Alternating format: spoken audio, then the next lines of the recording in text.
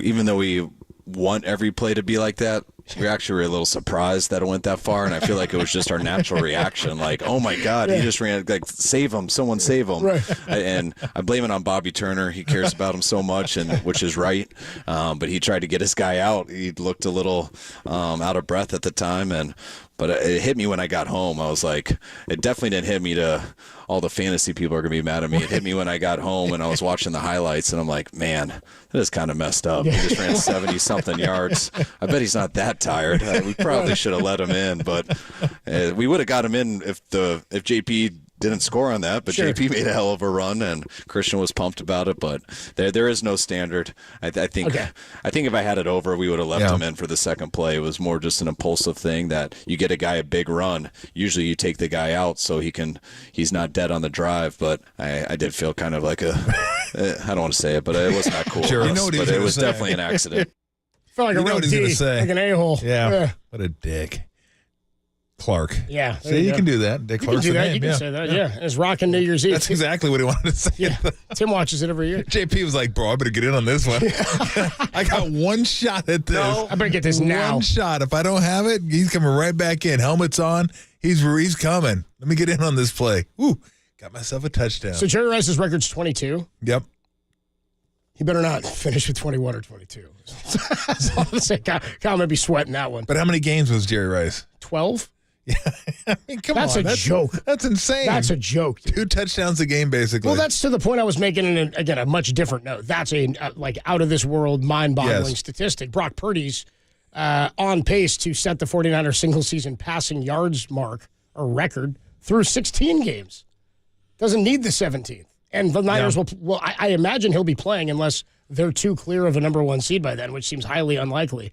So you would think would pass that easily. So in terms of the other players on the roster too, the star talent for the offense, we've talked about how there are 4 guys in the offense right now who have over 800 yards of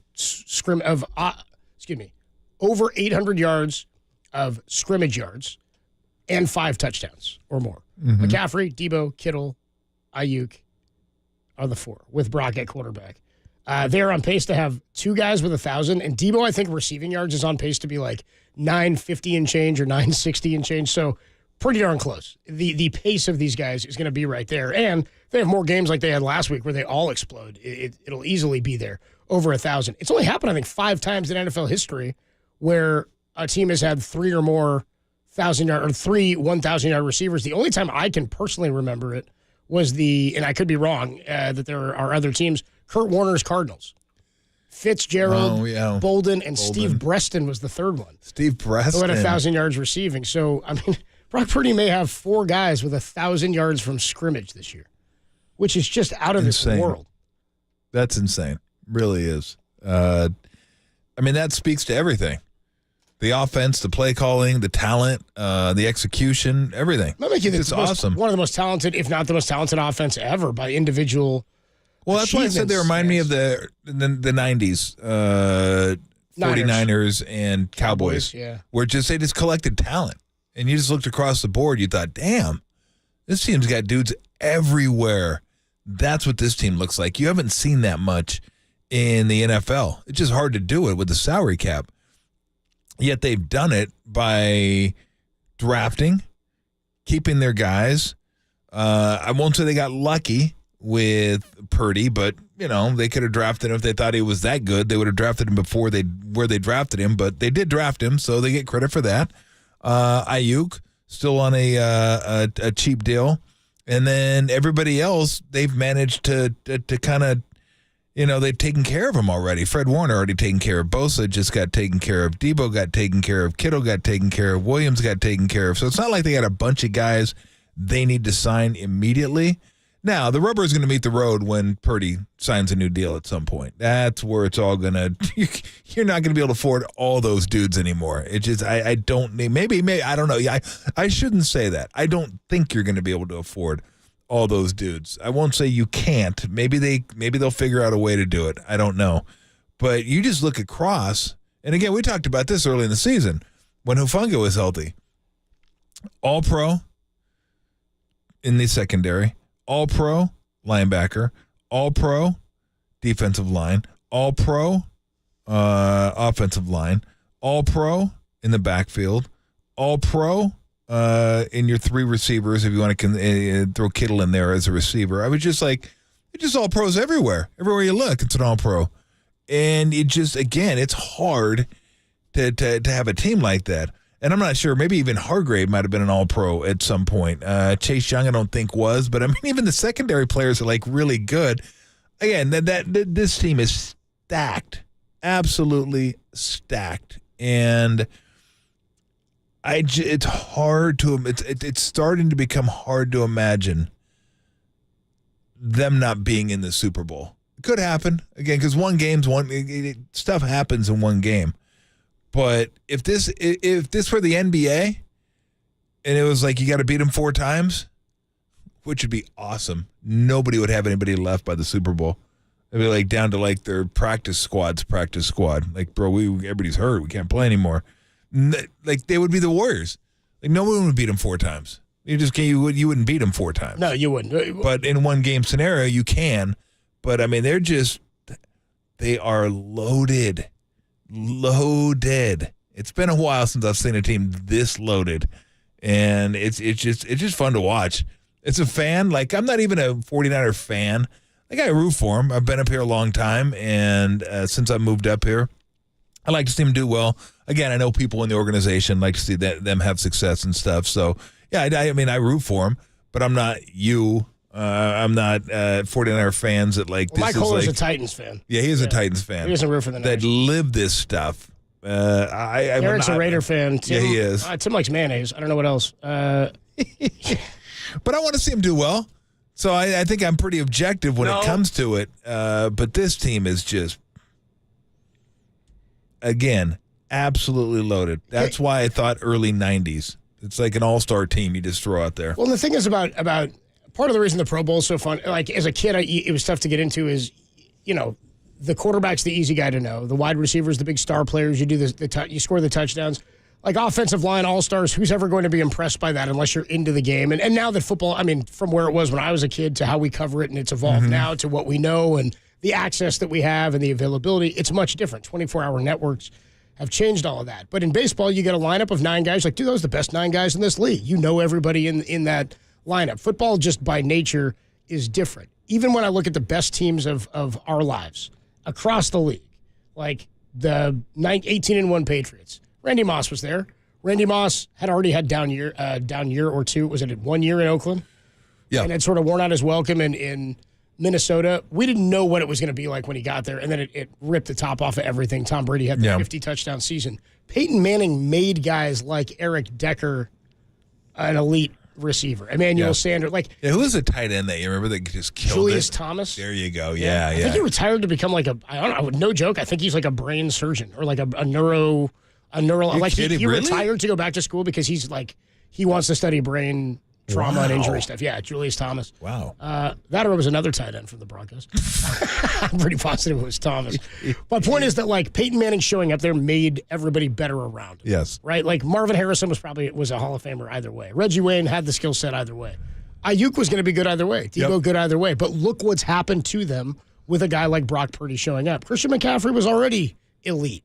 Right? We saw what he could do. But in an offense where he doesn't have to do it 25 times a game or 20 times a game, where you can spread the ball around, he can line up as a receiver. Motion takes him out of some of that stuff. The play calling is creative, and it's deceiving to defenses have caught up. It's a constant cat and mouse game of defense and offense, and Kyle has stayed one step ahead. I just think that where we are now with this talent, it's one of the greatest talented offenses I think I've ever seen, where, to your point about it being all-star notability, Eric Decker was like a whatever Jet to me. Was that where he was, a Jet? Eric Decker? Yes. Yeah, before he went to, and then he was like, dude, we got to have this guy in fantasy because he had a guy who could throw. So it tells you what guys' skill sets are. The fact of the matter is the Niners are so homegrown and so built from trade and free agency. It's to your point, a collection of all-stars in a way that I can't recall the name recognition on another team like this for one unit. Yeah. It's hard to find 6 guys who you feel like are, like, fantasy's part of it, but that's it. Fantasy, Madden, name like To be able to recognize the name and know they're all from that team. Name me another offense with Purdy, Kittle, Ayuk, Debo, McCaffrey, 5 guys that you're like, those guys are elite. And I'll put the Niners against those 5, and I think they'll come out on top. The Eagles are close. But I don't think, Devontae Smith, A.J. Brown, Swift is not nearly as proven. Are you talking now, or how far can we go back? You can go back. I'm saying give me another team. Brady, Gronk, Welker, okay, Moss, and then your running back, you run into problems. Really? Who was the running back then? I don't know. The best That's one. I'm saying you kind of run into a problem with I don't know if that was it the law firm or the law firm of Ben Jarvis Green Ellis. It could have been. But I tell you, because Moss, you get probably top 5 all-time wide receiver. Gronk, top 5 all-time tight end. Yep. Brady, top 5 all-time. Some people think greatest ever quarterback. And the ability they had when they played on that team. They all were elite. And then Wes Welker too. Was one of the best slot receivers. So that was pretty stacked. Like, they were stacked. They were wrecking people with that team. And Derek said Gronk might not have been on that team with Moss in 07. Oh, okay. He might have come right. He might have been right after that. I thought he was on that team. I could be right. I probably am wrong. Ben Watson. Okay. Mr. Ben Watson. There you go. I am wrong. Thank you, Derek. Appreciate that. Derek's good with that. Soul glow. Derek's good with that stuff. Sorry, not dude, much else. That's another coming to America stuff. reference. Never mind, guys. Don't worry about it. It's a Randy Watson riff. That's where I was going. Okay, I apologize. Mr. Randy Watson. Nobody in that other room? I got to get me some black friends. All right, dude. The 49ers and the Arizona Cardinals this Sunday. And by the way, we'll have a triple header on Saturday. We'll tell you more about that a little bit later and tomorrow. Just because we have it down here in some of the notes, we're just running through the situations. At the start of the year, we were like, are the Niners the best situation in the Bay Area in terms of chances to win? And I think you and I both, it's not really close for anybody else. But the argument we made for the Warriors was what we saw 2 years ago and what we know is there. What I feel like I know now is that they are not the same Warriors. And again, I'm not writing them off completely because I know Draymond has a skill set. We know Steph is still elite, and Draymond is pretty damn good when he's on the floor, but hasn't been.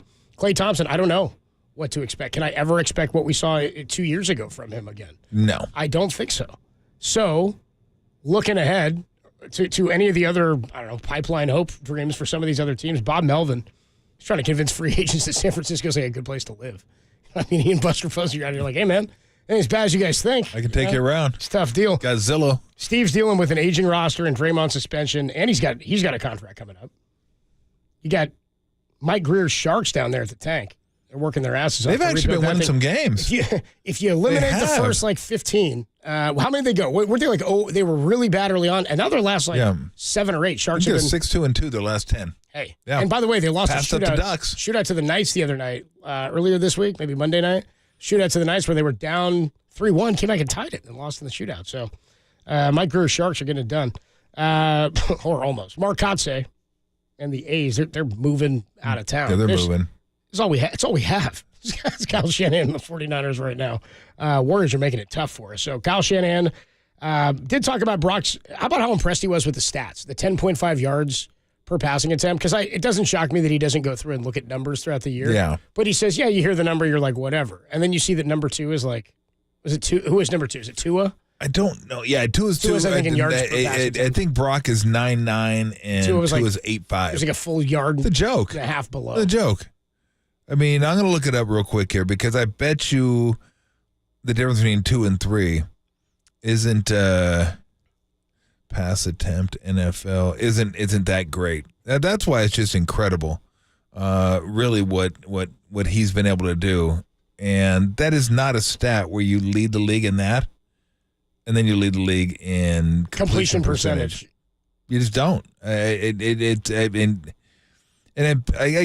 I'm not going to go through the whole thing because I'm not going to be like, oh yeah, people don't know what they're. Yeah, we don't. We know that. We know they don't know. So he's 9.9. 2 is 8.5. C.J. Stroud 8.2. Dak 7.8. Lamar 7.8. Cousins 7.5. Hurts 7.4. Goff 7.4. So you got a whole bunch in the 7s. So between 1 and 2 is 1.4.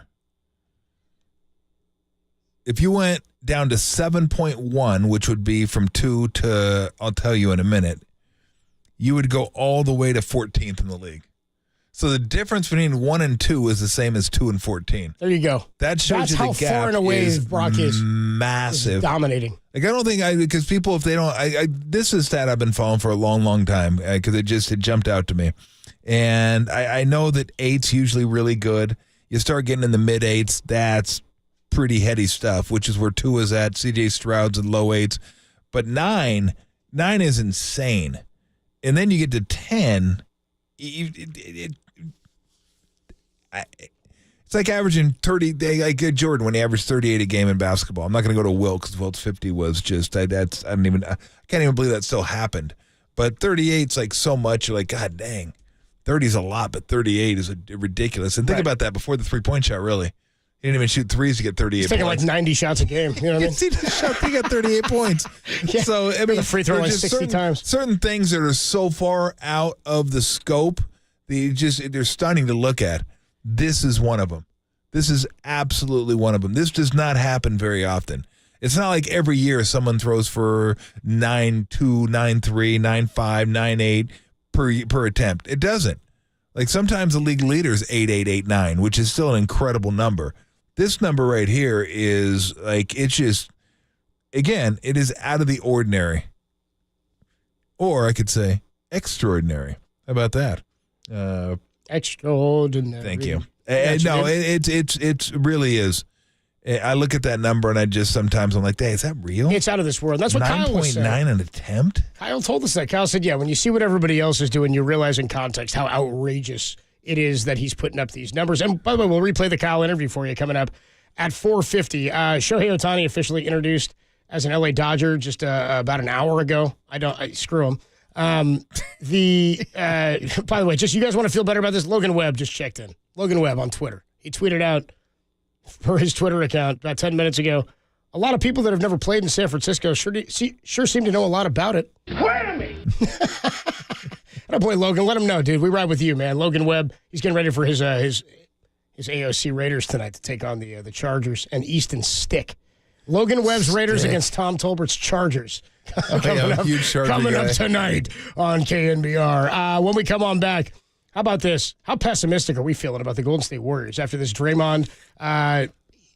We don't indefinite suspension. We don't know when he's coming back. Yep. Would it make you feel any better if I told you I had a Gary Payton health update? Probably depends on what the update is. Depends on what you say. Guess you'll have to stick around and find out. That's next for you, only here on the Sports Thing. I believe the children are our future. Thank you. Teach them well and let them lead the way. Redwood City. Shout out to you for supporting KNBR, Redwood City's sports leader.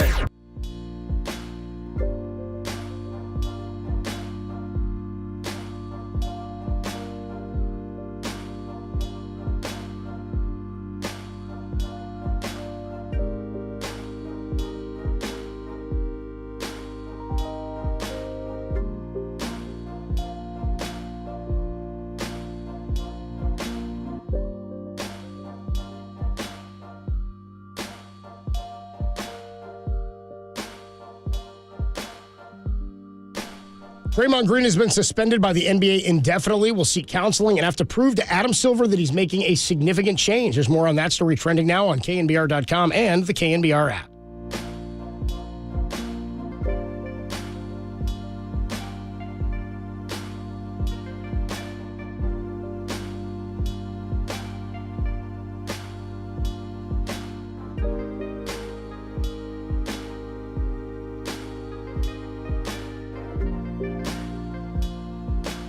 Hey everybody, Mr. T here for Xfinity. This holiday season, there's one thing every sports enthusiast needs.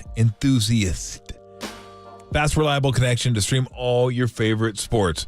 Pro football, college football, pro basketball, college basketball. You even have a little NHL in there. A little hockey, a little pro hockey if you want. And you got them on all devices, I'm assuming. TV, tablet, phone. And you're not the only one in the house. It is fantasy football time, so maybe everybody's finding out how their team is doing. You got to have a Wi-Fi that can handle it. You need Xfinity. They can handle it. And let's not forget, somebody might actually be watching a movie. How dare they? What are you doing during sports time? Can't be bogging up the Wi-Fi. We're watching our sports or watching a movie. Don't worry about it. Doesn't matter. how many people are in the house, how many devices you have going. Everyone is taken care of with fast, reliable Wi-Fi. That's what you want. That's what you need, especially this time of year. You might be taking some time off. That's all you want to do. Grab a beer, sit on the couch, and watch a meaningless bowl game. And then another meaningless bowl game. And then another meaningless bowl game. And watch them all at the same time. From the unexpected lead changes to sudden death overtime, you need a fast, reliable connection to power all the devices in your home so you can stream all your favorite sports. So treat yourself this holiday season to front row seats to all the games. The next generation Xfinity 10G network is made for streaming live sports, which means it's a network you can count on in crunch time. I don't know why I separated those two. Get the fastest internet and a strong, reliable connection, even when everyone is online at the same time. The Xfinity 10G network, the future starts now. Restrictions apply. Actual speeds vary, not guaranteed. You love sports, you love high def, you love a fast, reliable connection. You will love Xfinity.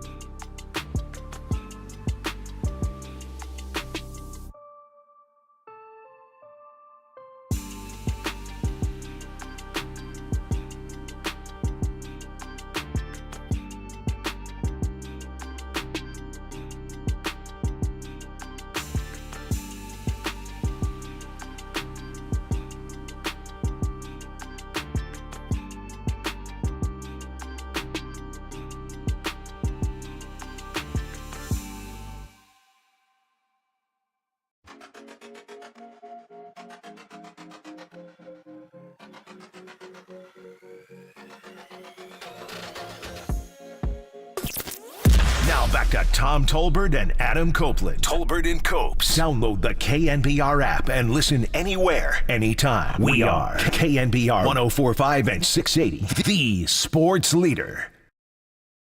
Free him from all the BS that's around him, right? You think about the situation with Klay Thompson in the front office and their contract tension, right, that they have. You look at Andrew Wiggins, who's playing this year like he don't give a damn about playing the game of basketball. Okay, you're watching a guy in Draymond Green that is not reliable, that is acting out of character, that is doing the most, that are costing you games, embarrassing the franchise, embarrassing the league. Steph don't deserve this. Steph is giving us great basketball. Steph have more great basketball to give us. We cannot waste Steph Curry valuable time while he's still here.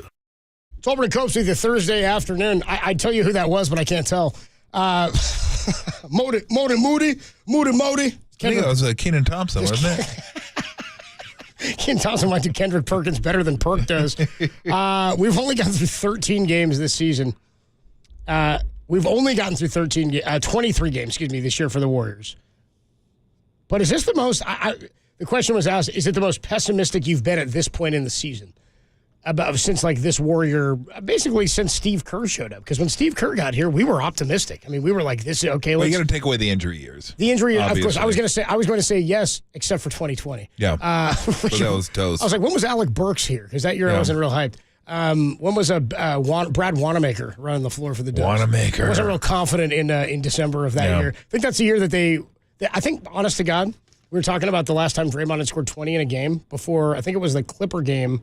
Two Saturdays ago, maybe. Not last Saturday, but the one before. He scores 20 in that one. Warriors blew another big lead and ended up losing late in overtime. That was the first time he'd scored 20 in 3 years. Went back and found out when it was. I think it was Christmas Day against the Rockets when they had nobody out there and they upset a really, really good Rockets team with James Harden. I want to say Draymond had 20-plus in that one. And it was very surprising that they won. Anyway, in terms of pessimism, it's a new feeling for a lot of Warrior fans, I think, who don't remember. Yeah, especially the ones that jumped on in 15. Which it's okay. I mean, that's all. I get why you would. They didn't have reason for hope before that. I mean, even with the We Believe Warriors, which in my mind were the first time the masses jumped on. That was you couldn't get a yellow shirt anywhere. The We Believes. I was in high school. That was incredible, but that wasn't a sustainable product. Nobody believed that team was going to win a championship. It was just it ignited an area. It was fun because we hadn't had that before. It was brand new. This might be it then, because it's not good where they're at right now, and they just keep grinding away. I don't know. Maybe I'm a little more pessimistic than Mark. We had Spears on a little earlier about them being able to trade. Like when he mentioned Toronto, you're really going to have to they're really going to have to want to get Wiggins back and play the hometown hero card or play the hometown ball player made good card. Like Toronto, here comes Wiggins back to Canada, because I wouldn't want him this year the way he's playing. Like if I'm another team, like why would I trade Anunoby or Siakam for Wiggins right now? What does that do for you? I wouldn't unless you think he's going to be a lot better with you and drum up business with the Wiggins coming home thing. I don't know. Are we closer to the Giants situation than we thought yesterday? I mean, honestly, that's where you are. When you hitch yourself to when you hitch your wagon to aging players, if the decline happens fast or there is something rocky with Draymond where is he going to be able to stay on the floor, not because of injury, but because of the attitude or whatever he's carrying around with him that's making him a detriment. And again, I'm with the belief and the mindset that Draymond's more valuable to the Warriors, that if they were to trade him, I think in Warrior fans' minds, you'd get more back than what you'd actually get. Yeah. Because he's going to be more valuable here than he is elsewhere, unless it's to a team like the Lakers or the Kings, somewhere where he would be a fit with the culture and what it is that they need him, that he can slot in and play his role, right? Like he's going to have to be him wherever he goes. So there's not going to be a massaging, well, if Draymond's willing to do X, Y, and Z. I think if you traded that, you need to know he's going to play that role.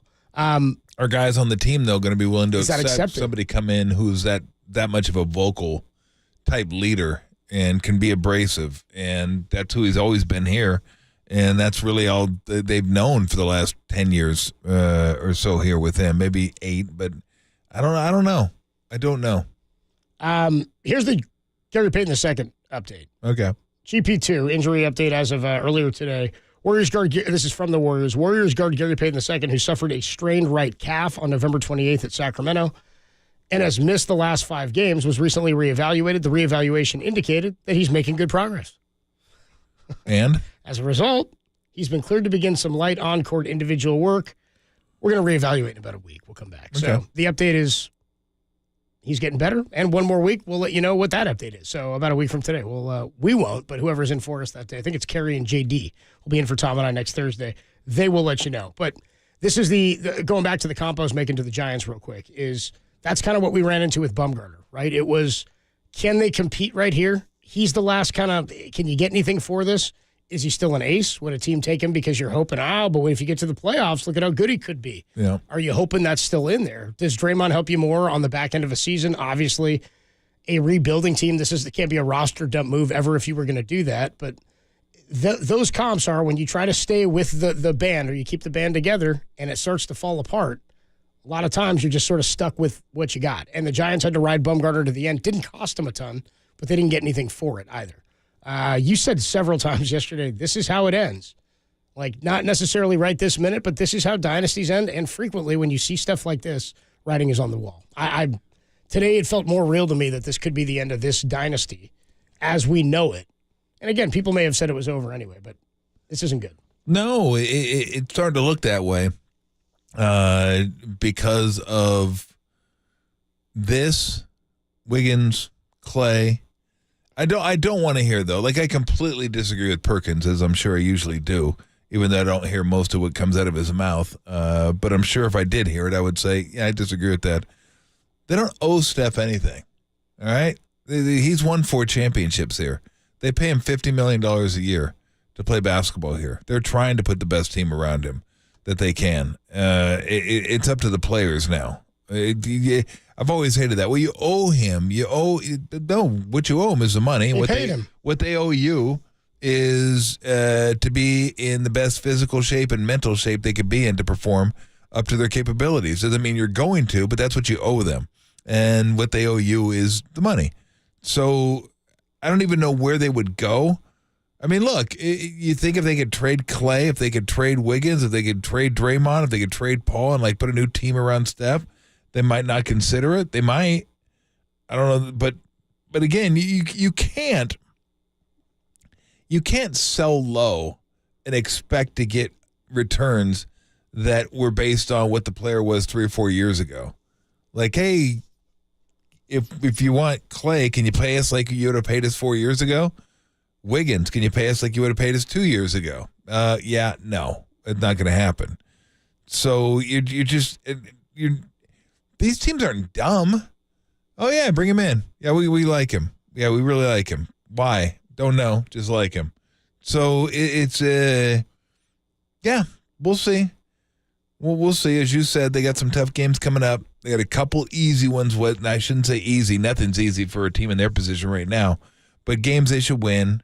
Portland at home, Washington at home. But, Dallas, the Heat, the Magic, the Celtics, Clips tonight, who look like they've been playing a little bit better lately. So, yeah, you don't want to come. You don't want to come New Year and all of a sudden it's like you're 12 games out of first place and 5 games or 3 games out of the play-in game. If you're 3 games out of the play-in game, you're probably 5 games, 4.5, 5 games out of the 6th seed, which is really the one you want to get. Just you don't have to go through the whole play-in thing. But I feel like we were here last year, where it's just a scramble from the beginning. Like they built themselves up a little cushion this year, and then it all went away. Okay, here's a whoopee cushion. Went away fast. Thank you. Yeah, dude. And then it evaporated. It felt like it last year. Last year, like they were trying to get to 500. They get close, slide down. Get close, slide down. The whole year was spent trying to get to 500, and they finally got it at the end of the year. That's not what you want. Like, let's grind. Let's really grind to get to 500. It feels like that's where they are now. Like, let's grind to get to 500. Let's grind to get to the play-in game. Let's grind. Like, there's a lot of grinding in December. You don't have to grind. If you're grinding in December, that's not a good position to be in. And that's kind of where they are right now. Warriors are not in a good spot. Draymond suspended indefinitely, and Mike Dunleavy Jr., GM, earlier today said they've had to reevaluate the roster, and they're going to look at it because it could be anywhere from 10 to 20 games. They don't know how long Draymond's out, and they don't really, to your point, have the ability to wait around for that cushion to build itself back up. A week away, if you're joining us, from reevaluating the calf injury, strained calf of Gary Payton II. He's made progress. They think it's pretty good. They're going to start some light workouts and scrimmage and practice activities and then reevaluate in about a week. We spoke to head coach Kyle Shanahan a little bit earlier in the show. We'll play it again for you in about 20 minutes or so at 4:50. Good conversation with Shanny. But before we do that, some great sound in our sound soiree, the best sounds from the sports world that you might have missed. We got Sam Amick, who was on Pop on Lund earlier today. You've got Giannis, who's upset he didn't get the game ball after a 64-point performance last night. And Will Clark, I wonder how he feels about Shohei Ohtani signing with the Dodgers. You'll hear all of that next in the sound soiree, only here on the Sports Leader. Hey, what's going on, everybody? Adam Copeland here for Pajamagram. That's right, boys. We are 11 days from Christmas. 11 days. I'm saying boys because this is something you got to get for your lady. I'm saying it's for your lady. It's really for you. You're going to love how nicely tight, caressing, and silkily smooth these, it's better than skin, I'm told. These naturally nude pajamas from Pajamagram are going to feel on her, and they're going to feel taken off of her. That's right, boys. Going to get down and dirty this Christmas Eve, maybe this Christmas morning, too. After you place that order at Pajamagram, and they're going to send you the naturally nude nightie. You can take her to bed, then you can wrap her up in bed, all when you book that order at Pajamagram.com. Guys, this holiday gift is sure to make her happy. Hurry. Go to Pajamagram.com today to order that naturally nude pajama before it runs out, and you'll get that naturally nude nightie, silky smooth, curve caressing fit. Here's what you do. Pajamagram.com right now and tell them that you're wingman this Christmas. That's right, because I'm hooking you up. Not just with the naturally nude nightie, but with the Pajamagrams as well. Plus, that smile you're going to put on her face and that she's going to put on yours simply by going to Pajamagram.com. Your wingman, Adam Copeland, sent you.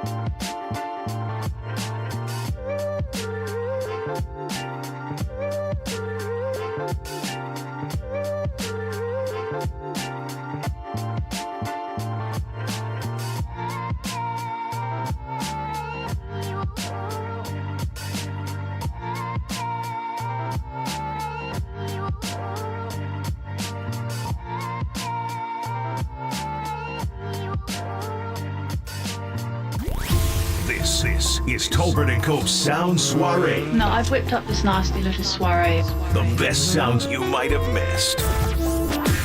Soiree, what? Soiree, honey. I think that means party. On the sports leader. Tolbert and Copes with you Thursday, December 14th, 2023. Draymond Green suspended indefinitely. We are still navigating through that, and we'll get into a little bit of sound as it relates to that. We are, by the way, going to hear from head coach Kyle Shanahan. Joined just a little bit ago. We had a great conversation with him talking about the gravitational pull of Steph Curry. He made the comp, and he agreed with the comp of cross-sport Steph Curry to Christian McCaffrey, which I thought was pretty cool. You'll hear that in just about 20 minutes or so. But first, the sound soiree. Sam Amick, a friend of the show, great basketball writer here in the Bay Area. He joined Pop and Lund earlier today, and I sort of had this thought on Draymond that I don't know what you're expecting him to achieve by this. And some people were upset at my statements earlier about that, he's going to counseling and working with the league to get better for something that has only happened on court. Again, this isn't John Morant and guns and social media stuff like we've seen in the past with Kyrie Irving. This is none of that. Yet this guy is going to have an indefinite suspension and have to get right by the league standards in order to return to the floor, which is where these incidents have happened. So it's a weird way to little weird test cycle here for Draymond Green. But here's what Sam Amick had to say. Doesn't expect Draymond, neither do I, to have some epiphany during this break. My opinion is right now, there have been times when I looked at Draymond and thought to myself, like, man, I think he might have some stuff happening non-basketball wise that is putting him in a bad place. And as you guys, I think, know, during the Jordan Poole situation, there was a lot of chatter that was the case, that particular day of practice, there were non-basketball things happening that had him in a bad place. We can all relate to that. Like, stuff happens in life. I'm not hearing that right now. And I honestly, if you go case by case, I kind of look at it and I go, you know what? He can't stand Rudy Gobert, and Rudy Gobert put his hands on, one of Draymond Green's favorite teammates of all time in Klay Thompson. So in a vacuum, I don't think he has any regrets, like he said publicly, about that situation. The Nurkic thing, I actually believe him that, yes, he was over the top selling a call, being out of control. I don't think he was trying to put Nurkic on the ground. Like, I don't know that the league is going to, compel Draymond with this approach to find some epiphany about, his mental health. I really don't. I mean, that's kind of where I was, is if you look at it, the issue I'm having, I think, is everybody viewing this as they're all the same incident. And they're not. John Morant had 2 incidents off court that were identical, where he flashed a gun on a camera. Draymond, again, if we're going to go back to, if you want to start, wherever you want to start it, you can start with a Jordan Poole punch, whatever it is. That is a totally different incident. And we would have never found out about it, by the way. Yeah. Had it not been leaked via video, you wouldn't even know. But we do, so we have to take it into what we believe about somebody. Okay, that happens. The Warriors then handed him $96 million and said, Jordan Poole, go play in Washington. That's what they did. They we want this guy here instead. Then the Gobert thing happens, which is, to what Sam Amick's talking about, also a different incident. This wasn't Draymond just picking a fight. Now, the reason it carries more weight is because of the past in the history with Rudy Gobert. I agree. He was warranted in the suspension that he got, and he should have. That was way over the top. And I say all this, by the way, with the preface that I am tired of this crap. I am. I also find it very hard to believe, and this is the tough place that the league is in trying to figure out how to correct something that they think is going wrong. This is not the answer in my mind. And again, for everybody who's adamant this was intentional, how can we be so opinionated about it being unintentional, and everybody's adamant that because we know Draymond, this is intentional? This is my problem. None of these incidents are related. None of them are like the other whatsoever. None of them come from the same place, and yet we're supposed to believe that this counseling of on-court is going to change his persona on court. If that's the case, retire. If you can't be you on the court, what are we changing? And again, I don't know if he's doing this to appease, if they're just saying this is what we've got to do. That's all fine and good. But I can't wrap my head around the fact that everybody believes unequivocally, one, it's intentional, which is hilarious that you're so adamant about that. And 2, that, did I say A and 2? 1 and 2, A and B? That's totally good by me. Whatever. Yeah. 1 and then B. Yep. B is that this is not something in my mind. I go to therapy. I've gone to therapy for years. This is not something that gets fixed. You can go to therapy for different things, workplace, family, personal, stress, no matter what it is. However, I don't know what the one thing is he's supposed to be going for here. Just anger management? Because that's what's made you a champion. I'm guessing that's what it is. I think. It's so funny, though, because this goes all the way back to 2016. Remember when fans were blaming him for costing them a world championship for getting suspended for kicking LeBron James? So it's not like this is new.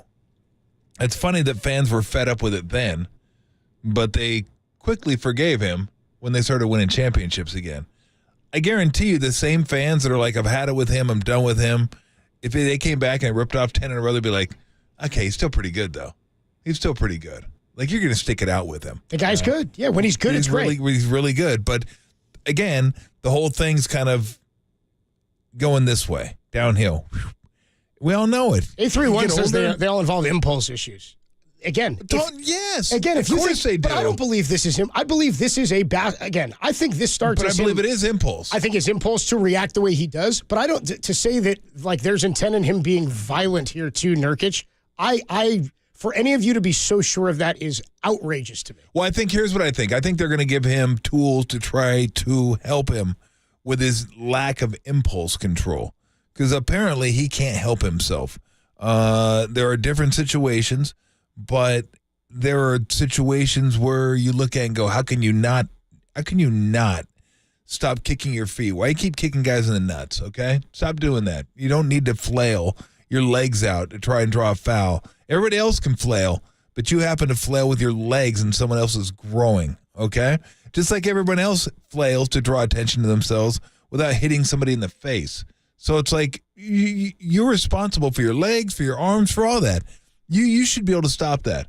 But the referees, that's why I say it's a league saying we've had it with your bleep. Because it's not just one thing. Yeah. It's a body of work. work. When the referees say we've had it. I'm sick of it, dude. We're all tired of this crap. When the referees say we've had it, that means we've had it. They're done. They're done with you. They just don't say another word.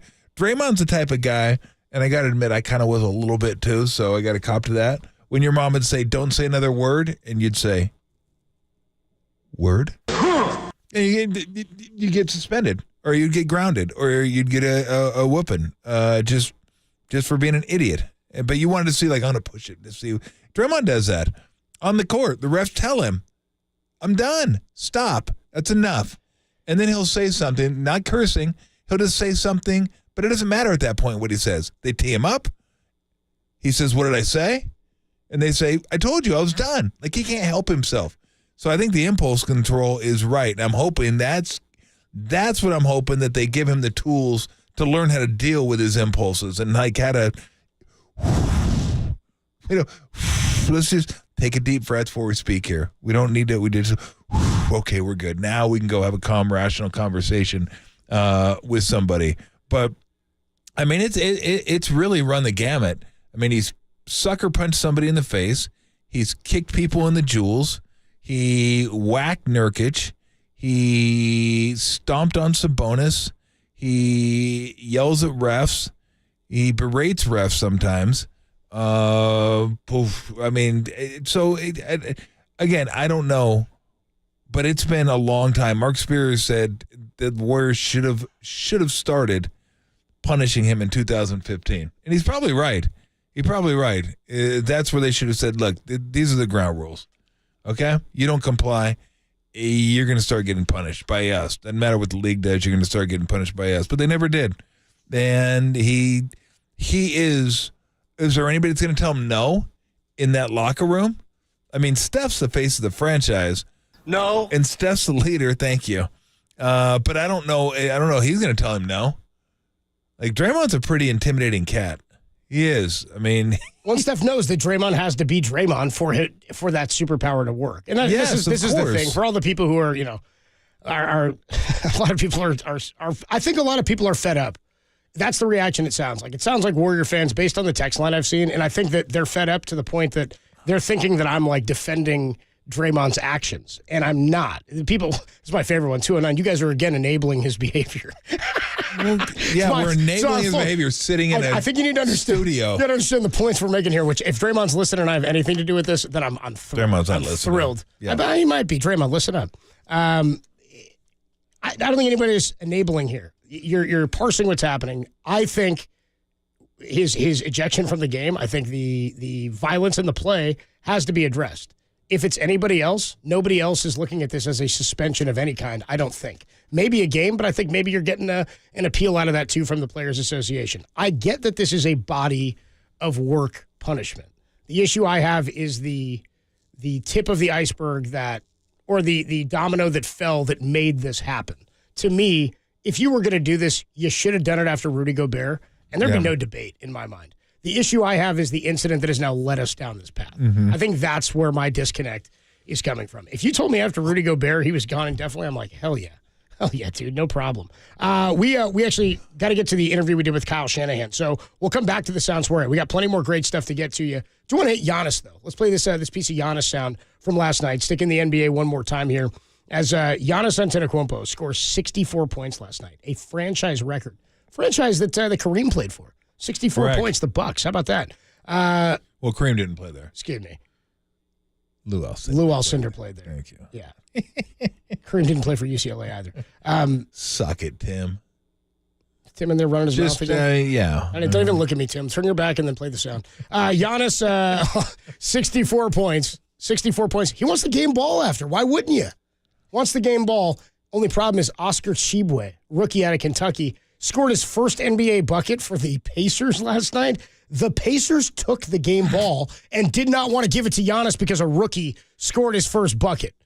After the game, Giannis says he got the ball, but he's not even sure if it's the real one. Here's Giannis. Can you confirm that you have the game ball from tonight? I have no idea. I'm not going to lie.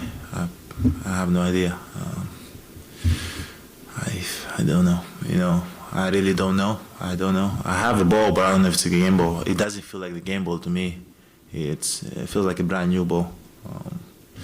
Like I can tell, from I played 35 minutes a day. I know how the game ball felt. And that's what you thought they had the game ball. That's why you ran after them in the tunnel. I knew they had the game ball. I didn't think they had the game ball. I knew they had the ball. First of all, you cannot. I don't know how it works, but I assume I cannot just walk in any arena that I play and just take the ball. Like Dame was fifth of all time. I scored 60. At the end of the day, the ball that they gave us, I offered it to Dame. I scored 60. He scored multiple times 60. He scored 70, and he should have the ball. But at the end of the day, I don't think it's fair for anybody. And I understand. I understand when you score your first point in the NBA, you want to have the ball or whatever the case might be. But at the end of the day, we're talking about the guy that skipped Kyle Korver in the all-time list, and in my opinion, I feel like we should all, kind of stop what we're doing and appreciate greatness. Let me just say something. Real quick, Dame passed Kyle Korver for fifth all-time. Yeah. Is that in threes? Is that what he was talking about? I would imagine that's what he was talking about, yes. It has to be, because Kyle Korver wouldn't be in any other list. I was like, whoa. I was like, why did Korver fly into the center? I will just say this. I've never heard of an NBA game ball being presented to someone that scores their first NBA point. Never. I've never heard of that. I didn't get mine. Didn't even think about getting it, to be honest with you. It just never really occurred to me. So I think that's all garbage, and I'm here for it. I'm here for the pettiness. We don't have enough rivalries in the NBA.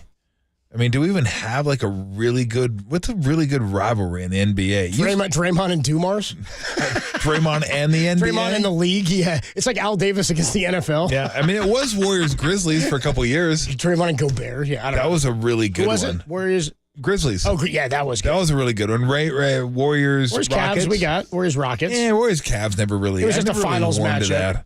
Warriors Clippers for about 2-3 years when Chris Paul was there. Yeah, and Blake and all that. But I mean, I don't know. Do we have anything? We need something with some spice to it, a little spice to it. Shannon Sharp and T. Morant. Yeah, says Derek. Yes, exactly. Ja's dad. John Morant returns tomorrow? Next week? It's a week from tomorrow. It's close. Yeah.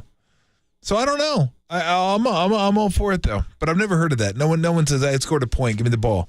I've never heard that. That is a Soare Part 1. You'll get a little bit more later. Some Cam Newton checking in on Brock. You're going to want to hear Will Clark, Mike Malone, who Mike Malone said some really funny sound bites when he's flared up in the Sound Soiree in the past. But we had a conversation earlier today with head coach Kyle Shanahan, and we will get that to you next. Niners getting ready for the Arizona Cardinals down at State Farm Stadium in Arizona. We'll have pregame for you at 10 a.m. right here on KNBR 104.5 and 680, the sports leader. Niners against Kyler. And we got Kyle Shanahan for you next on the Sports Leader.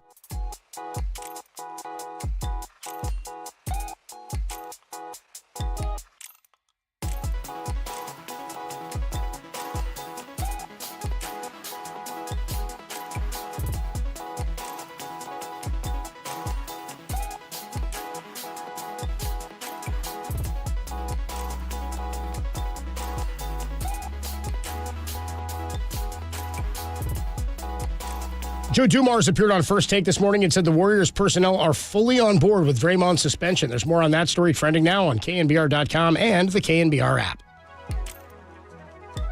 Hey, what's going on, everybody? Adam Copeland back here. My good friend Steve Moskowitz hanging out on the line. Steve, what's going on? Tell us today about the ERC.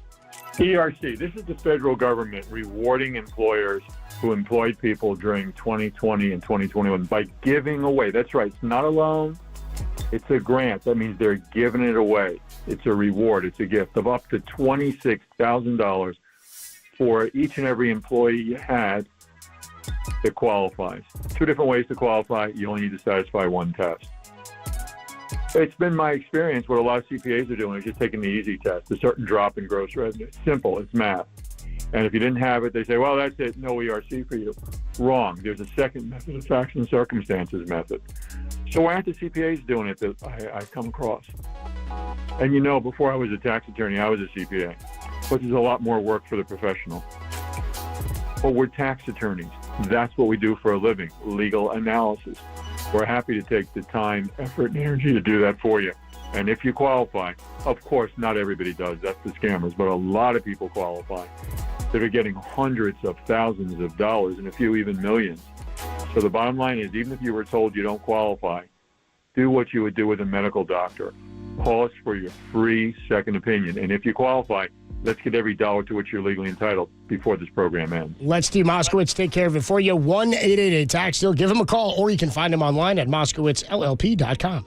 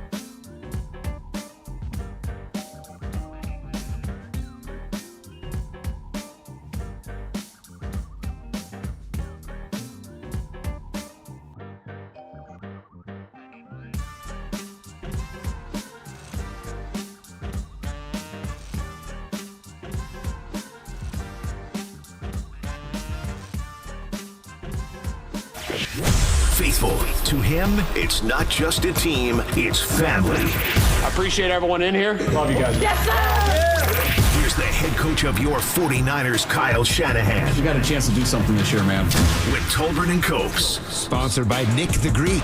We welcome you to our house. Come taste the difference of our delicious local Greek flavors and become a fan. On KNBR 104.5 and 680, the sports leader.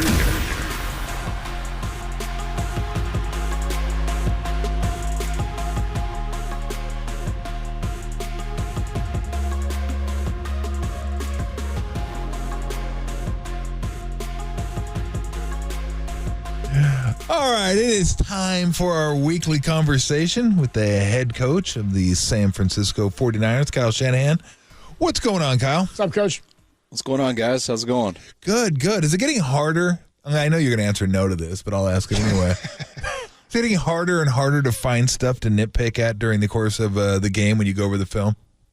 Not at all. Damn, I knew you were going to say that. I was so ready to say yes, but no, it's not at all, man.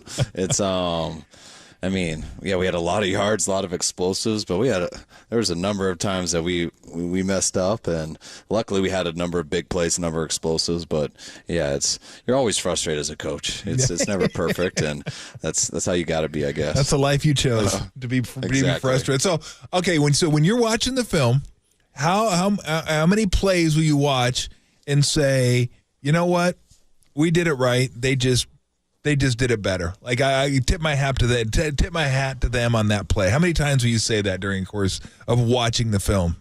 Not much, just because, I mean, if it's like a man-to-man situation, yeah, and someone just gets guarded real well, you know, those guys, they got people who can play and cover too, and or if someone gets beat on something of protection, that stuff does happen. But usually it's when something is stopped, it's just, all right, do we have time to just go check it down? Mm-hmm. Or if they stop the guy underneath, it's like, but do we have time to go right to here? And so like you always like to feel there is an answer somewhere, mm-hmm. but it's hard to get to that. They can make that the problem. Like, all right, there is an answer, but man, we got to ask us to block for 3 more hitches here. And all right, well, they did a good job getting to there. So you always are trying to come up with a reason or an answer for the guys, but it's kind of why we can sit there and talk about one play forever, because there's just so many things that go into it.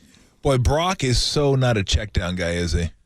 No, he's not. He's not, which is cool. And you don't want a guy who just, I always say it, but you don't want a guy who decides on Wednesday that he's throwing deep. Yeah, exactly. But you want a guy whose DNA is to always look for the deep throw, and you want a guy who can still see it and react and not do it when it's not there. And that's what I do like with Brock, because he's not just saying, hey, I'm just chucking it deep here.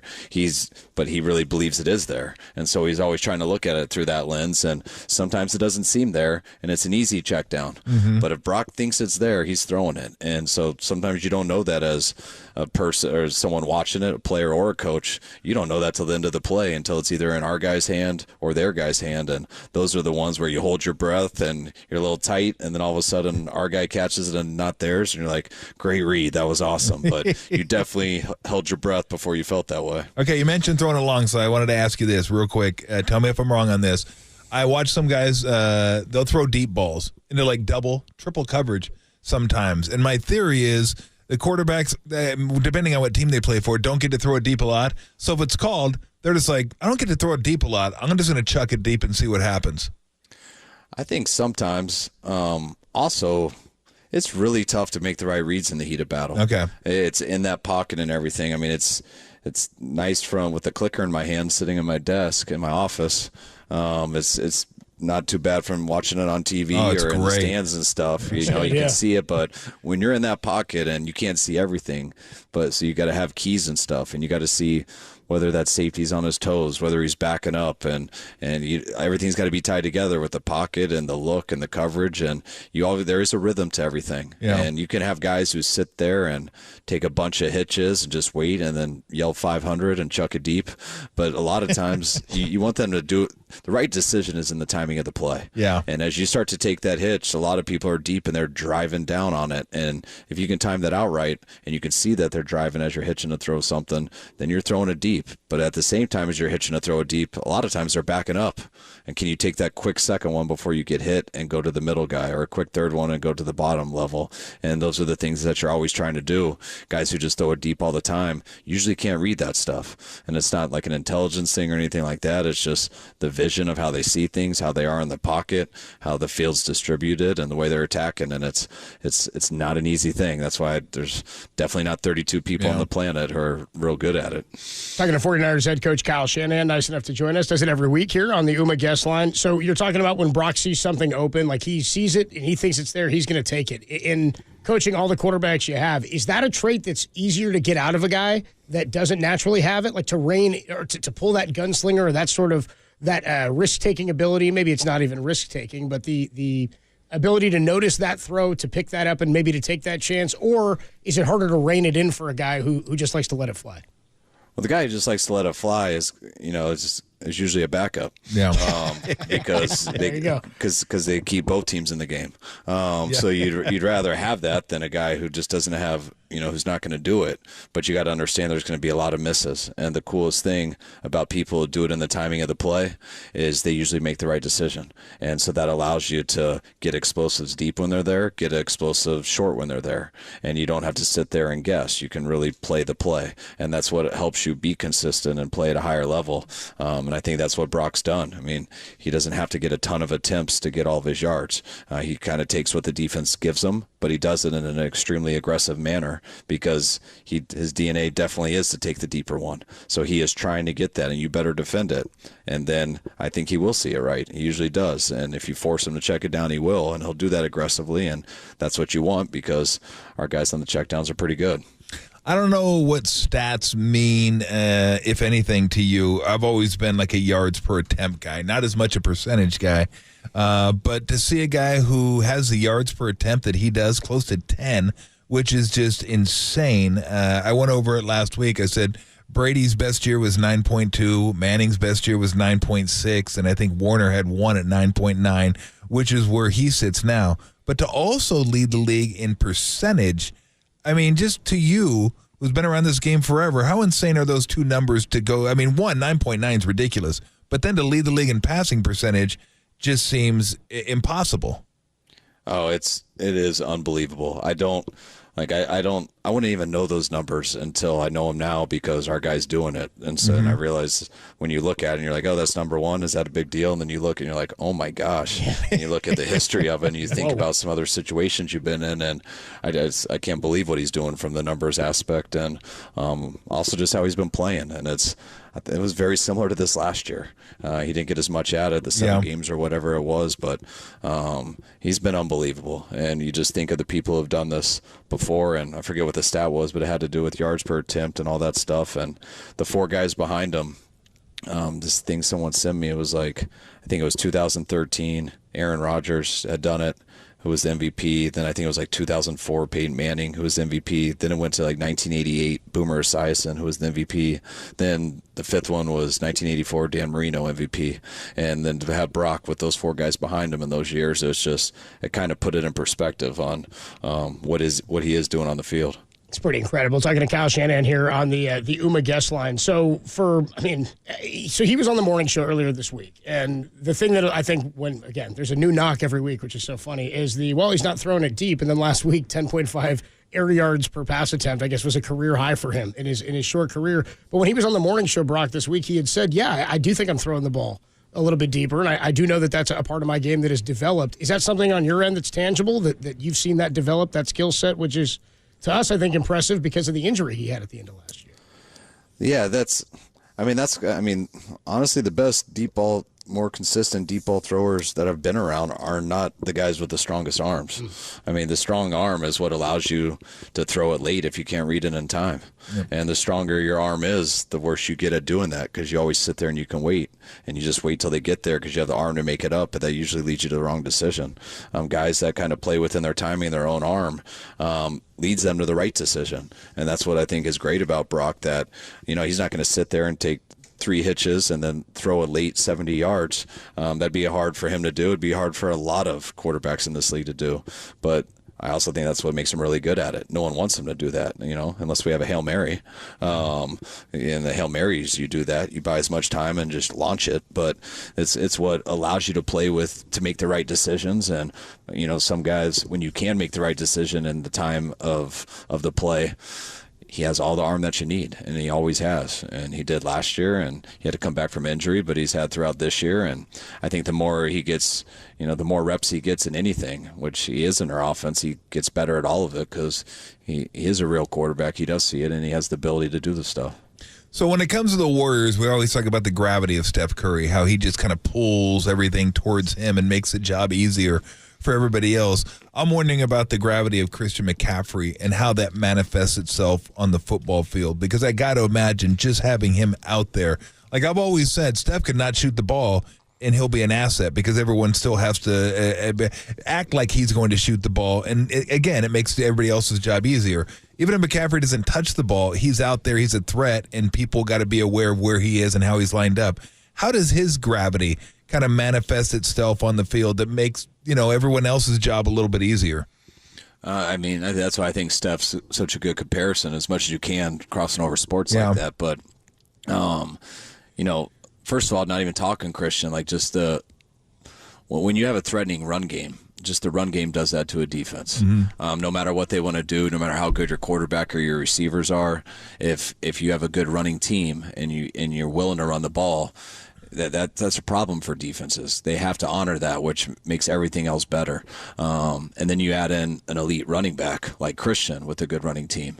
So that's just twice as big of a problem as it could be just in a normal situation. And then on top of it, you go out to what Christian could do to all the guys who cover him, which are usually linebackers and safeties.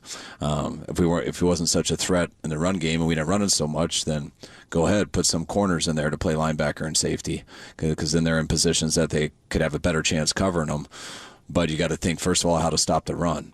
So that kind of all ties together and stuff, and that's similar to how Debo is too. Because you got a guy who, if you're handing it off to him or throwing a screen out there to him, he does have a threat to go the distance. So you got to be very careful not to give him a lot of space, because if you give any of those guys space, they can make you pay. Just like if Steph Curry's sitting in the corner all day, you're not going to just give him 5 feet over there. You better have someone on him closed out, because he's going to hit that 3 every single time. And I feel like that balances out with these type of guys, and especially when you're running the ball, when you're runners, when you're a big time receiver, it's a huge deal too. Which I've had, having guys like Julio Jones and Andre Johnson, and they're rarely alone. There's going to be a safety cheated to that side, because just one guy on them, there's a threat of a go route at all times. So you got to cheat the defense a little bit, which makes you more susceptible in the run game, but it also helps out the receiver on the other side and makes reads a little bit easier for the quarterback. But when you can put that receiver in a running back position,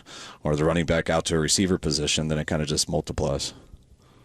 Is it standard, or is it just case by case? Like after the 72-yard run by McCaffrey, where he gets pulled out, and then immediately JP Mason steps in for a touchdown there. We were all joking, sitting around, of course, fantasy owners like, what the hell's going on, man? Like you? We're like, yeah, but we're also going. Well, yeah, don't worry, I wasn't going to the playoffs anyway. We're all going through the game just started. He's too tired to punch it in. We're sort of joking about it, but what's the call there for getting somebody else in after a run like that? We didn't. Even though we want every play to be like that, we actually were a little surprised that it went that far, and I feel like it was just our natural reaction, like, oh my God, he just ran, like, save him, someone save him. Right. And I blame it on Bobby Turner. He cares about him so much, and which is right. But he tried to get his guy out. He looked a little out of breath at the time, But it hit me when I got home. I was like, it definitely didn't hit me to all the fantasy people are going to be mad at me. It hit me when I got home and I was watching the highlights, and I'm like, man, that is kind of messed up. He just ran 70-something yards. I bet he's not that tired. We probably should have let him in, but we would have got him in if JP didn't score on that, but Sure. JP made a hell of a run, and Christian was pumped about it. But there is no standard. I think if I had it over, we would have left him in for the second play. It was more just an impulsive thing that you get a guy a big run. Usually you take the guy out so he's not dead on the drive. But I did feel kind of like I don't want to say it, but it wasn't that cool of us. But it was definitely an accident. Well, we got to hope he shatters like, 22. He's got to go way over 22 at this point, right? 21 was is like, I better score. Yeah, I better score this handoff or I'm coming out. We were punishing him for not finishing it. Yeah, exactly. Now, let me ask you one thing. I mean, the game, I'm not a coach, so I'm not sitting there nitpicking at everything. I thought you guys played great, and I thought the offense and defense were fantastic. If I was nitpicking, which I'm not, but I'm going to for this question, the end of the first half, I thought that was a chance maybe to use your timeouts and get the ball back and see if you get a field goal. I'm just curious the thought process going through that. No, it definitely was. And honestly, if I would have had to do it over again, I realized that halfway through it, I was kind of pissed at myself. But it also isn't an easy decision. Mm-hmm. Like I thought they did have some momentum. We got some momentum by just scoring. We got them pinned back there. The way they scored was just throwing a go route in the game earlier. And the last thing I want to do is give a go route to one of those guys again, especially with our corners down. Mm-hmm. And so I thought they were going to take their shots, and we were going to see. But then that first play happened, and he got an intentional grounding. And when they got them and it was an incompletion. So I thought the clock was stopped. Yeah. And then they asked me, so I didn't have to use any timeouts. They asked me, do I still want the 10-second runoff? Which I was like, and I said no, and then I said yes, and then they ran back. I'm like, damn it, I think I don't, because I got these timeouts. You know what? It's just 10 seconds. It's going to be at like 50. All right, so that's not a bad deal. It'll be at 50. If they run the ball, I'll use the next timeout. But then I'm sitting there and I look up and the clock's going after an incompletion, and that stunned me because I didn't think it should go after an incompletion, and after I elected to have a 10-second runoff. And so I went up to the ref and said, hey, you guys got to fix the clock. It's moving. And he just shook his head, and then I started arguing with him, and he just kept shaking his head. Then I'm talking to our analytics guy upstairs, and both of us are confused. And then now it's like down to 30 seconds. And then they ran a run play, and now it's down to like 20. And now I'm like, all right, screw it. I missed my opportunity. And so I was frustrated, but that's why I'm following the ref off the field. I'm like, whoa. And he goes, Kyle, I know it sounds messed up. It's kind of a loophole, but it's true. When that does happen, you do start the clock after you do the 10-second runoff, even though it was an incompletion.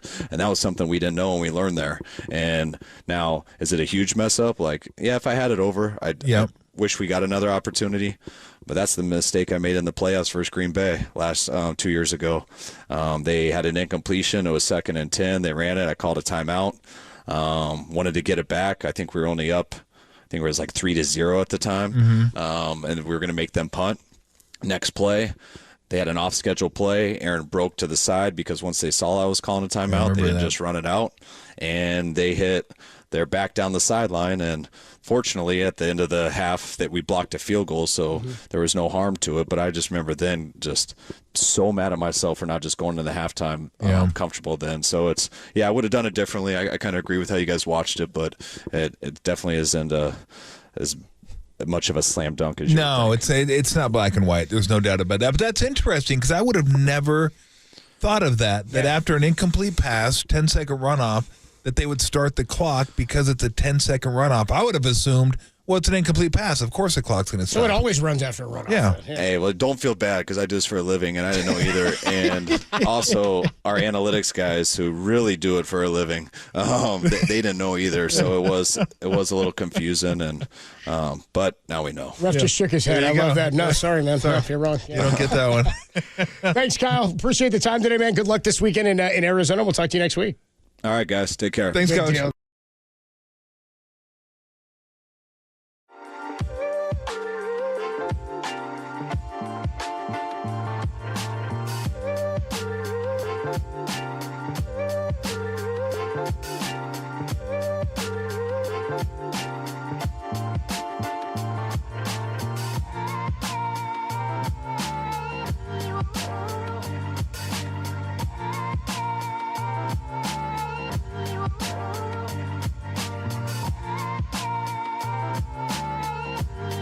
Warriors general manager Mike Dunleavy spoke to the media this morning and said the team is committed to Draymond Green long term, and there is absolutely no timetable for his return. Oof, that's a rough day. That story and more trending now on KNBR.com and the KNBR app.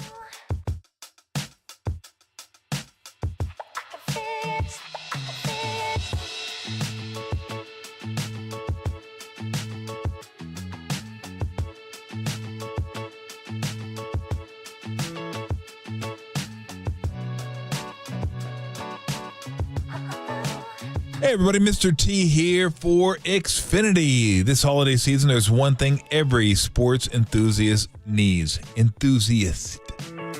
Fast, reliable connection to stream all your favorite sports. Pro football, college football, pro basketball, college basketball. You even have a little NHL in there. A little hockey, a little pro hockey if you want. And you got them on all devices, I'm assuming. TV, tablet, phone. And you're not the only one in the house. It is fantasy football time, so maybe everybody's finding out how their team is doing. You got to have a Wi-Fi that can handle it. You need Xfinity. They can handle it. And let's not forget, somebody might actually be watching a movie. How dare they? What are you doing during sports time? Can't be bogging up the Wi-Fi. We're watching our sports or watching a movie. Don't worry about it. Doesn't matter how many people are in the house, how many devices you have going. Everyone is taken care of with fast, reliable Wi-Fi. That's what you want. That's what you need, especially this time of year. You might be taking some time off. That's all you want to do. Grab a beer, sit on the couch, and watch a meaningless bowl game. And then another meaningless bowl game. And then another meaningless bowl game. And watch them all at the same time. From the unexpected lead changes to sudden death overtime, you need a fast, reliable connection to power all the devices in your home so you can stream all your favorite sports. So treat yourself this holiday season to front row seats to all the games. The next generation Xfinity 10G network is made for streaming live sports, which means it's a network you can count on in crunch time. I don't know why I separated those two. Get the fastest internet and a strong, reliable connection, even when everyone is online at the same time. The Xfinity 10G network, the future starts now. Restrictions apply. Actual speeds vary, not guaranteed. You love sports, you love high def, you love a fast, reliable connection. You will love Xfinity.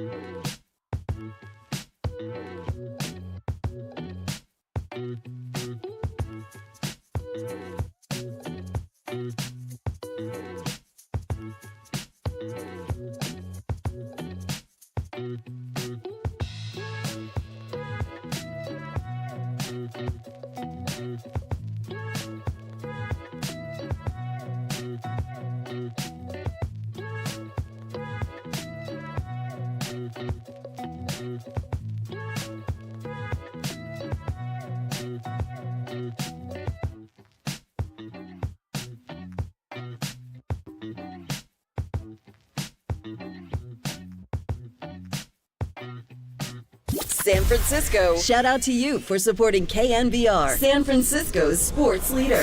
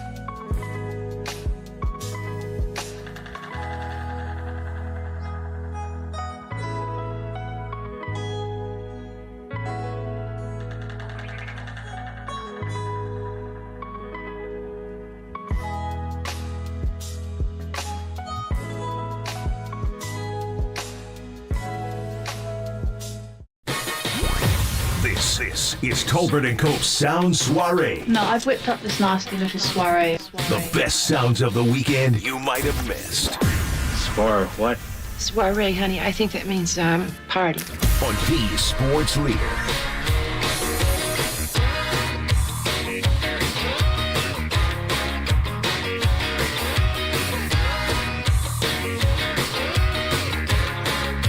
I do love when we do a second Sound Soiree and we get the second Sound Soiree open.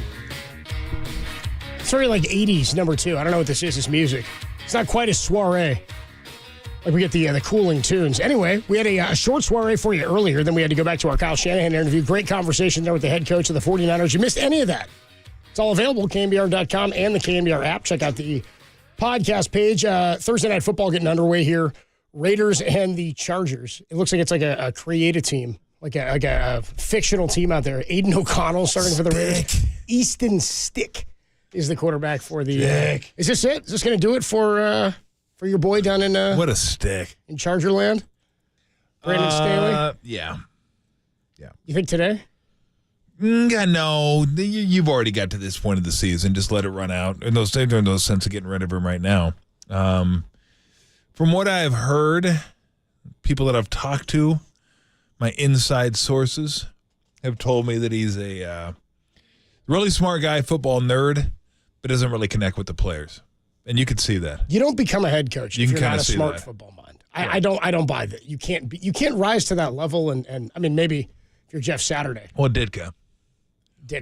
He coached. Well, yeah, but we also watch what he did. We're like, oh wow, you treated. You could almost be like a cult of personality. His whole team. Yeah, which worked better back in the 80s. Yeah, you could do that. I agree with you. I think most guys know their stuff. Most, not all. Don't give them all credit. I've seen enough NBA coaches. I'm like, this dude has no idea what he's doing. NBA is a little different. I'm thinking football specific is what I'm talking about. Yeah, football but you can be a head coach and hire great coordinators. Sure. Right? And just kind of be the CEO of the team. But I think that's almost more important in football, that you have to be a leader of men. You have to connect with men. Sure. It can't be like, check out this slide rule. If we go here, we do this, we get this, X minus did this, and the analytics say this, and they're like, bro, what are you talking about? Are you serious with this? Like, he's like so into the charts and into the laminated. It just. Well, is that McDaniel? No, I think McDaniel has personality. He does. I think he connects with guys. Like, he's been playing the music, and he's funny in a dry, quirky way. Leader of men doesn't have to be rah-rah. Yeah, it's good. It doesn't have to be run through a wall. No, you just got to connect with guys. You got to be lead. You got to lead guys. You got to get guys to want to follow you. Right. And I think with Staley, from what I've heard, guys don't feel that way. There's no connection there. It's like a robot. Like you're dealing with a really smart guy, but just a robot. So, yeah, I think at the end of the year, there's no doubt he'll be gone. Well, some people like dealing with robots. Ask Derek DP. Yes, they do. Some people prefer dealing with robots. That's why they call him DP. Some people, well, it's not why. That's just, it's sort of the baseline for what happens. Anyway, let's go to, he said, it's his name. But the D doesn't stand for DeSantis, just in case you're wondering. Here's more in the Sound Soiree. Despite what most people think, it doesn't stand for DeSantis. Mike Malone, head coach of the Denver Nuggets, who the Warriors are going to see Christmas Day, I'm guessing without Draymond Green. The official that tossed him, and he asked me, did you hear what he said? I said, I did not. And I will not use the phrase that Nikola reportedly used, but he just felt the language that was used warranted an ejection, a one-check ejection, which I was very shocked at. And when I heard what he said, I said, I don't understand the problem, because when I grew up, that was a term of endearment in my house. But unfortunate for Nikola, obviously, he was frustrated, felt he got fouls in that last post-up, and they decided to toss him. But obviously, we need Nikola out there. So, that's some context to that. That's Mike Malone talking about Nikola Jokic got ejected. Bulls. Against the Bulls on Serbian Heritage Night. Yes. Not a great look. That's pretty good. Are we really tossing guys because they curse at you? I mean, come on. What are we, like shrinking flowers out here? Like, come on. You can't take a curse word? Have some thick skin. If the players if you can take what the fans are yelling at you, but the player can't complain to you. Yeah. The fans, again, and I'm not saying and they didn't come to see you. I'm not saying they can say whatever they want. They came to see this guy. Come on. On Serbian Heritage Night. Can't do that. Remember what the it's serving Heritage Night. You're out. What? You're lucky his brothers weren't there. Oh, dude, I don't think he would have been tossed. He wouldn't have been tossed. He wouldn't have got a foul called on him if his brothers were there. The ref looks over at his brothers and they go, "No, you don't call that." That is no foul. Call it tea on yourself and stick a fist up your ass. The best thing about those guys, Marcus Thompson had the best description of the Jokic brothers. He said they look like guys who roll around with plastic tarps like in their trunk. He's like, those guys know how to lay down some plastic. I was like, that's insane. It's a great way to put it, dude. Get the Dexter. Those guys, exactly what I thought, dude. I was like, he's like laying down those big translucent tarps. You know what I mean? That's funny. That's a great way to think about the Jokic brothers. That's funny. Moving on here in the Sound Soiree, Cam Newton. Scam Newton. Here he is. He's on the 4th and 1 podcast. He's taking shots at Brock Purdy. Cam's getting his licks in. Here's Cam Newton. Brock, they're not winning because of him. He's not turning the ball over. He's managing the game. And if we were to put that in its own right as game managers, Brock, Purdy, Tua Tagovailoa, Jared Goff, and really, Dak Prescott. These are game managers. They're not difference makers. And when you say game manager, I'm not asking you to go out and win the game. I'm just asking you not to lose. Not to lose the game. Listen, motherfucker, I don't give a damn what you do. You don't have to score every time. You just don't have to throw a pick every time either. If we're going to really call a spade, a game manager is different than a game changer. I mean, what an idiot. You just sound so stupid when you say that. Of course, it doesn't help that you got an orange hat that lifts about 12 inches off your head. That doesn't help that doesn't help what you're saying either, but listen, motherfucker. That is just I can't even do it. I can't do it. I've done it enough. I've had it with these people that are just dumb. And I don't care if you think, oh, he knows football, Tom. Well, apparently he doesn't, listener, because he's saying stupid stuff like that. That's just dumb. Dumb. It was just Cam Newton's a great player, man. He was at the peak of his powers at 15 in 1 year, the MVP season. Like, he was one of my favorite quarterbacks ever to watch because he was so different than everybody else, and he really was a game changer because and he used to talk about how he was coached, or they would not coach, they would officiate him differently because he was their goal line back, right? Yep. And he didn't get calls other guys would get. I agree. That said, there's many different ways to win a football game. There's tons of ways. There's the whole skin a cat saying and all that, but Cam Newton, like, I don't know that any of his career numbers, I was looking him over, I don't think he has any career numbers that are going to match what Brock Purdy's doing this season. And maybe if this is the thing, there's guys like Cam who can put teams on their back and can be the difference maker. We haven't seen that happen yet because Brock's on a team full of superstars, sure. But again, when guys got hurt and went down, got him into field goal range. They missed the field goal. They lost that game. That goes on his ledger. But against the Browns, he got him back in position after throwing a couple of picks and looked awful that game. By the way, Jared Goff's lost as many Super Bowls as my boy Cam Newton has. You know, to call him a game manager, he didn't have a coach that had the offensive mind until McVay got there. I thought Jared Goff was whatever. I was like, this guy it's going to be maybe a dud. He just didn't have the coaching and the situation. Mm-hmm. Cooper Kupp came out of nowhere, it seemed like. Robert Woods became an elite receiver that year. Brandon Cooks they traded for was fantastic. I thought it was about situation, and in football oftentimes it is. And for Brock, they've got a great one. Yeah. So I just thought that sounded dumb. He's wrong. I really did. He's wrong. Yeah. I won't even say respectfully. You're just wrong. How many touchdowns Brock have right now? 24, 25? He's somewhere right around then. Cam's career high is 35. That's the year in 2015 that he did that. Maybe if he weren't such a game changer, he would have had better stats, Cam. Brock's at 25. That would be second most for Cam Newton's entire career. Cam didn't throw 25 touchdowns until his fifth year in the league when he won the MVP, and he never did it again after that. Wow. 35 touchdowns one time. Then he went 19, 22, 24. He, of course, had rushing touchdowns in there as well. But as far as passing goes, he wasn't a traditional put-it-on-your-shoulders quarterback in that capacity. Moving on here, let's get to some baseball. Should just tell you before we get to this, maybe I'll break this news first. So for those who haven't heard, the Dodgers have made another move. They acquired a pitcher. It's not Yamamoto. They made a trade. They traded Ryan Papillon, a minor leaguer, to the Tampa Bay Rays in exchange for Tyler Glasnow and Manuel Margot. Manny Margot was a Padre, then went out to Tampa. I say this exacerbated because blank him. Will Clark. He's one of ours, right? One of our own. That's right. One of our guys, Eric Burns, too. We talked to. What are you doing, you freaking moron? Frequently throughout baseball season. They're doing their No Filter Network podcast. And Will Clark is he's rattling off his thoughts and his takes on the Dodgers signing Shohei Ohtani. Here's Will Clark and Eric Burns.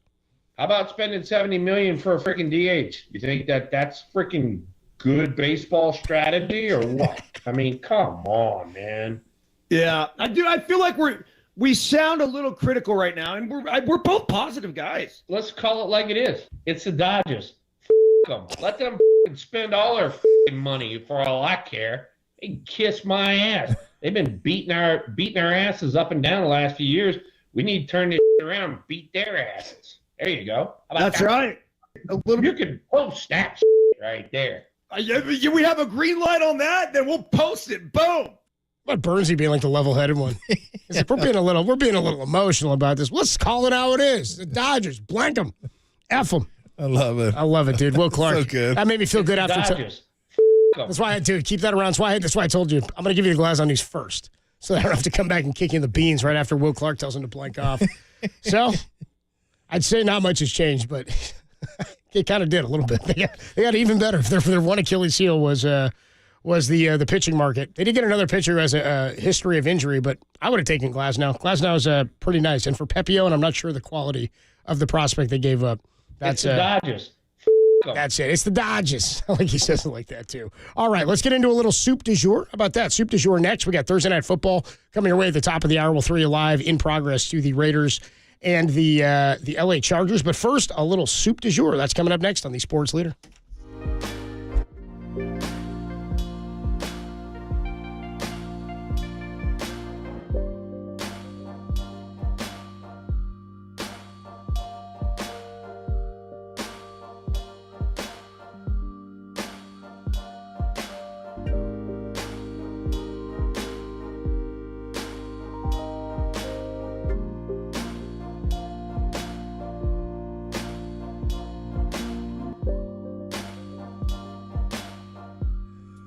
Hey, everybody, Mr. T here for Alex Kugelman and the Kugelman Law Team at sftaxteam.com. If you haven't heard by now, the IRS is receiving billions of dollars to increase enforcement and audits of individuals and small business owners. Well, I'm guessing you haven't heard.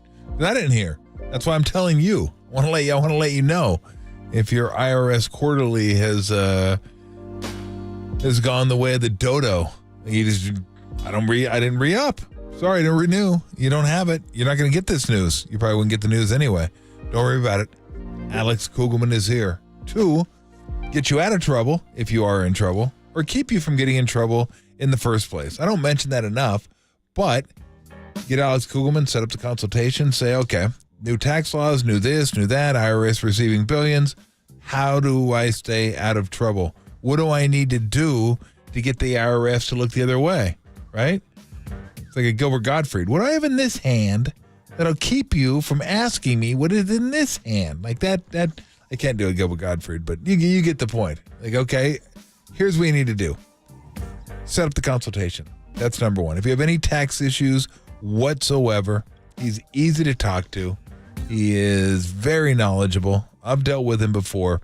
So you set up the consultation, and if you have issues, let him handle them. You don't want to handle them. Especially holiday season. Let him handle the issues. He will resolve it. He will give you the blueprint, the roadmap. You'll know how to get to the light at the end of the tunnel. Boom, it's behind you. If you don't have any issues, avoid the issues altogether and see, okay, what do I need to do to avoid the issues? Let him handle that as well. Very easy. All you got to do is visit sftaxteam.com to schedule your consultation today. Then you get a fair, honest assessment of all your tax or crypto issues. That's sftaxteam.com, or just Google Kugelman Law, Kugelman Law, your tax and crypto attorneys. Alexander Kugelman, managing attorney, 21 Tamil Vista Boulevard, Suite 202, Corte Madera, California, 94925. This paid endorsement does not constitute a guarantee or prediction of result.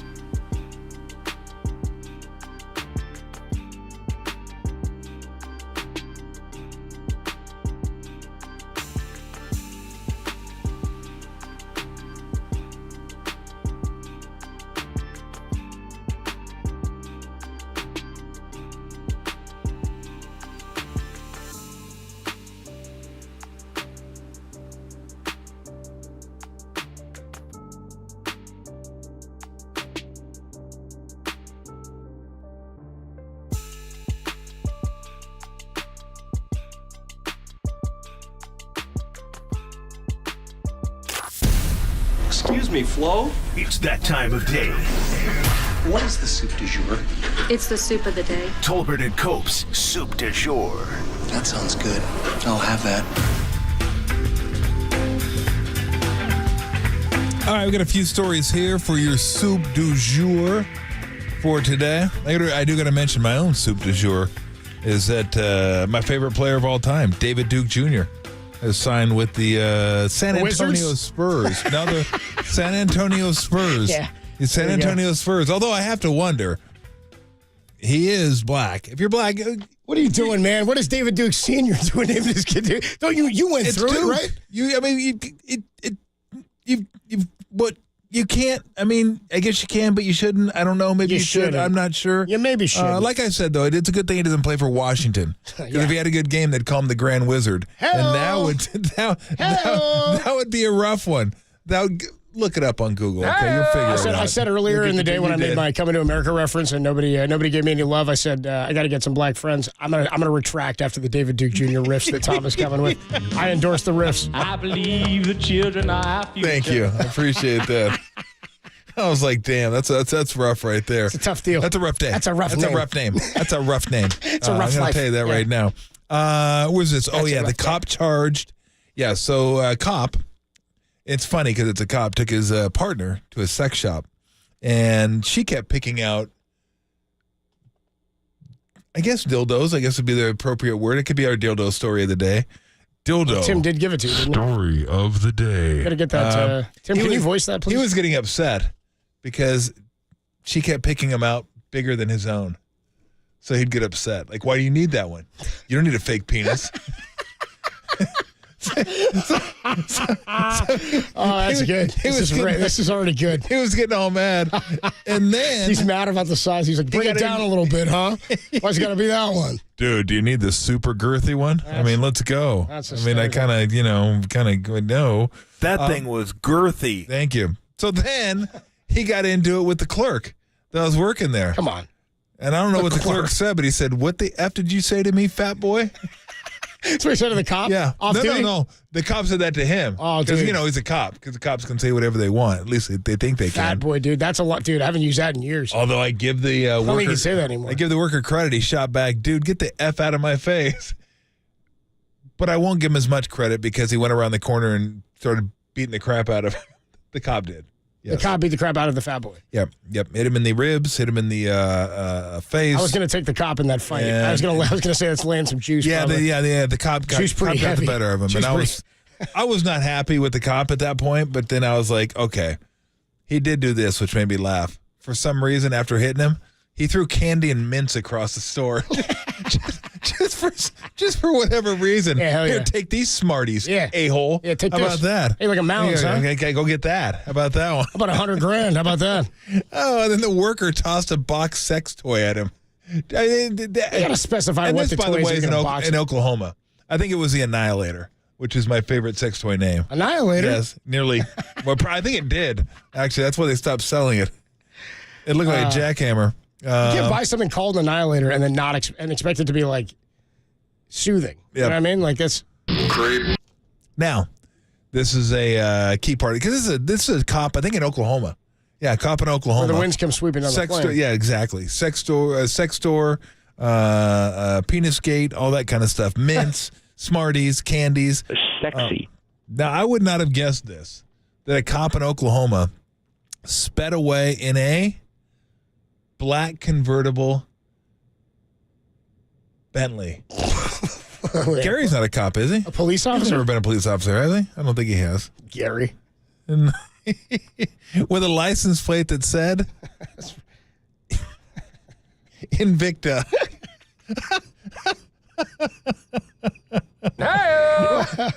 For those that don't know, Latin for undefeatable or unconquerable. Oh, gosh. This is amazing. Oh, my God. Bentley, there's a cop? Yes. What did he do? What was he escaping from? What was he running? He was running from anything. He just left the shop and took off. Oh, we're in the same story. The cop is the one that went to the sex store and then just drove off afterwards. Here's the thing. This is all part of why I was going to lay I was willing to pay the juice on this cop against the guy behind the counter. one, the cop, the bravado, of course, but then for him to open up with the physical insult, you ain't coming at somebody's physical like appearance like that generally unless you're of better stature. And then if the guy pulled up in a Bentley, the guy should have behind the counter should have just wilted. He was already upset about his girlfriend picking out a lover larger than him. I mean, it's the Bentley Invicta. Yeah, but you know what? I'm going to take her side on this one. If you're going to pick out that particular toy, I'm on her side, one, she shouldn't be doing it with her husband. And two, if you're going to do it, why would you go smaller? Like, what does that get you? Like, why? I mean, you're going to go bigger, right? Well, it was Oklahoma. It's probably mad it was a black one. He's probably like, you son of a... You got to be kidding me. You went there on me? He's like, the Dodgers got Glasnow and Ohtani, and you're doing this now, too? I got to deal with this, is? Yeah, I got to go in here, and you're going BB. I won't say He's like, I'm Tom, Jesus, Tom. Get your ass in the Bentley. Get to the Bentley now. Get your ass. She's like, your Bentley's black. That's different. It's different. That's Croc. It's totally different. Oh, God. I can only imagine what this store was like. Oh, I'm seeing like a side of the road type deal. You go you go by Stuckey's, and maybe there's a Sonic, and then all of a sudden there's a dildo shop where you're just like, oh, let's go in there, check things out a little bit. He kicked up dust and dirt when he sped off in the convertible. Like Roadhouse. It's like, what was the guy's name in Roadhouse? Oh, dude, Tim's got it. The bad guy? Yeah, Brad Wesley. There you go, dude. He's like Brad Wesley in Oklahoma.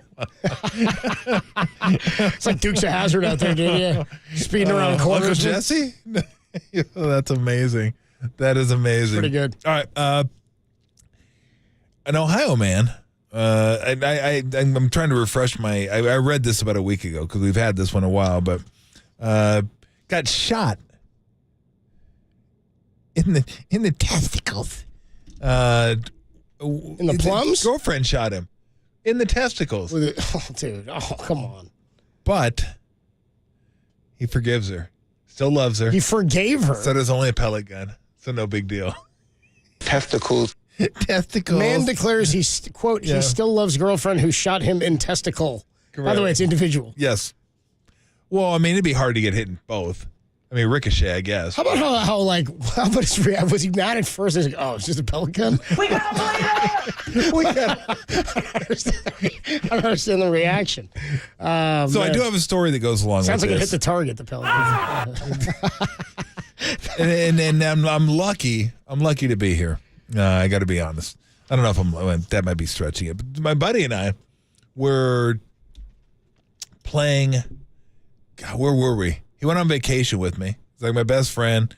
Ferdinand Karangadang. No, it was not Ferdinand Karangadang. It's my friend Darren. We went on vacation, motorhome across the country and everything. And we decided it would be fun. We got bored. There wasn't a whole lot to do. There wasn't video games back then. You just had to make your own fun. Really driving across the country, nothing to do. Yeah. So we decided, well, I think we were at my cousin's house at the time. No, it wasn't my cousin's because I don't know. I don't remember any kids other than me and Darren being there. Anyway, long story short, we decided to each get a pellet gun. Or was it a BB gun? Either or. Same thing, different. And play like laser tag. Yeah. So we're shooting each other with this. It's like airsoft, but BB. Like no goggles. We're just running around out there shooting at each other. Could have easily hit each other in the eye. Now, is he your size? A little smaller. I would imagine today he's probably 6'2". So you're at a major disadvantage if he's not your size. I have a huge disadvantage. If it's me and you going, I'll get the upper hand. I had 4 welts on my leg and 1 on my arm. I mean, they hit and they hurt like hell. Yeah, I bet. And it was like, there was a definite incentive not to get hit because it wasn't like, oh, that wasn't that bad. It was like, oh, you mother, oh. And then afterwards we're like, bro, what if I got hit in the eye? That'd have been brutal. What if we blinded one another? We weren't that far apart, like 20, 30 feet. Like just running. Like Aaron Burr and Alex Hamilton. It was like Band of Brothers or something. Like the Battle of the Bulge. Let's go. Tom, by the way, Tom, afterwards you got hit in the testicles. It's okay, I forgive you, dude. It's only a BB gun. I forgive you. That was not good. That's hysterical. Manatee mannequin molested. Now, I read this one, Tim. Did you read this one?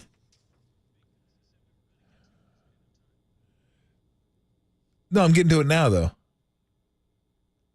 No, I know I haven't. But Tim, did you read the story he itself? He didn't really molest him, did he? Yeah, he didn't really molest the mannequin. Tim should have said like defiantly no. I'm going to say I'd like to wait till the legal process plays out. I want to make sure the mannequin, the man, and some mannequin too. Did the mannequin file a complaint? Yeah, we did do this one. We did the MRI, the woman that shot herself in the MRI. Because I remember going through. We did that. Yeah. We did that one. We did the MRI. The woman who shot herself in the MRI machine? Yeah, because it's magnetic. I saw and she that. kept it in her waistband. And because there's a couple other stories. We did do that because we talked waistband. Yeah. It's like the magnetic pulled the trigger and shot her. Oh, dude. Because we asked two questions, very relevant questions, I thought. One, why would you bring a gun into the MRI machine? And two, how did they not know she had a gun in the MRI machine? I don't think they pat you down like a police. Exactly. Yeah. It's like, were you kidding me? Any weapons, anything that might poke me here? Unbelievable. You know what? I forgot. My Beretta's in my waistband. Now, this one I haven't. I apologize to everybody. I haven't had time to read this one. Just because I'm curious. Woman's stomach cramps turn out to be a baby in her bowel. But you don't crap a baby. It's one way to deliver it. But you don't. That's like the wrong hole. What are you talking about? You don't come out with it. What? It's just so what? I don't know what you're talking about. What is that? Okay, hold on. In a rare medical anomaly, what are we doing here? A woman was shocked to learn she was 23 pregnant with a baby growing inside her bowel. Hey, come on. Oh, really? Are you serious? Tim's like throwing his hands up like, that was incredible. I was like, I had a steak last night. According to the case study, the 37-year-old sought medical treatment after 10 days of severe abdominal pain and worsening bloat. But scans revealed she was pregnant with a normally formed fetus. However, she was experiencing an abdominal ectopic pregnancy when a fertilized egg implants outside of the uterus and instead in the abdominal cavity, which only accounts for wait a minute, she crapped out a baby. That's unbelievable.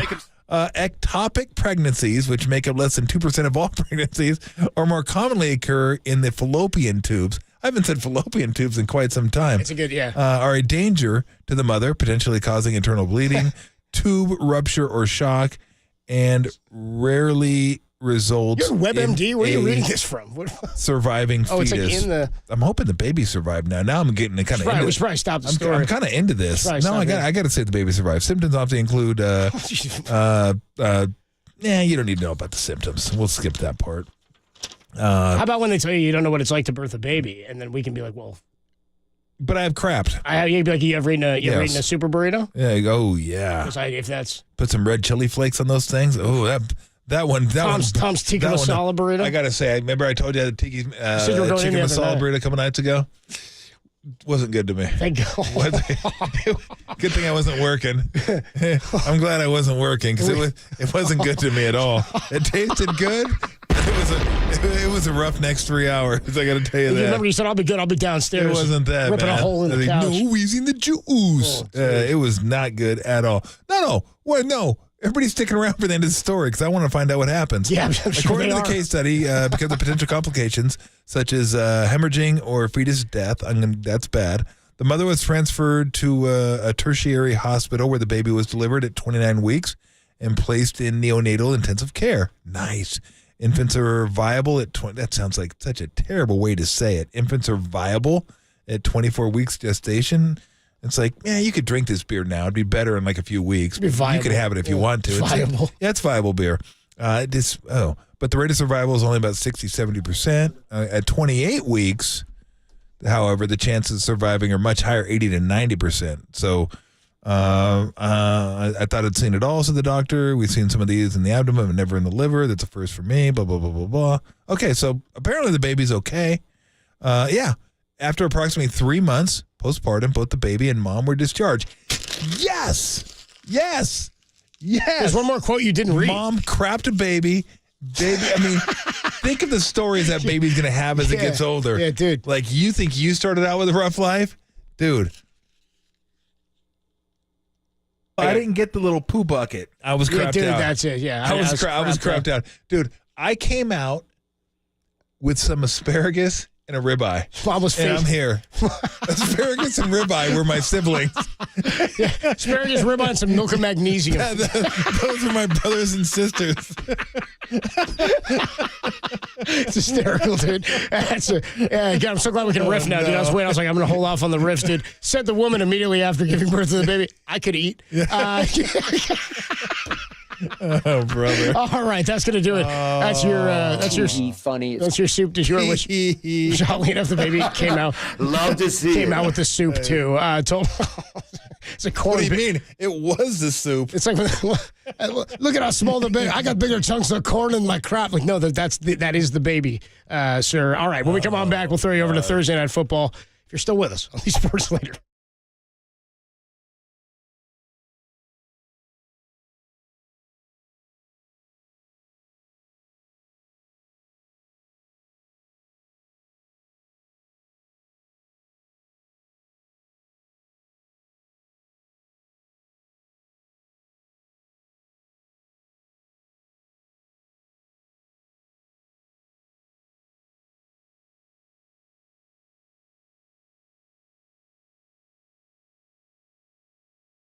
Steve Young joined Tom and myself yesterday to discuss the Niners' win over Seattle and even his strong opinions on Draymond's suspension. That podcast and more is trending now on KNBR.com and the KNBR app.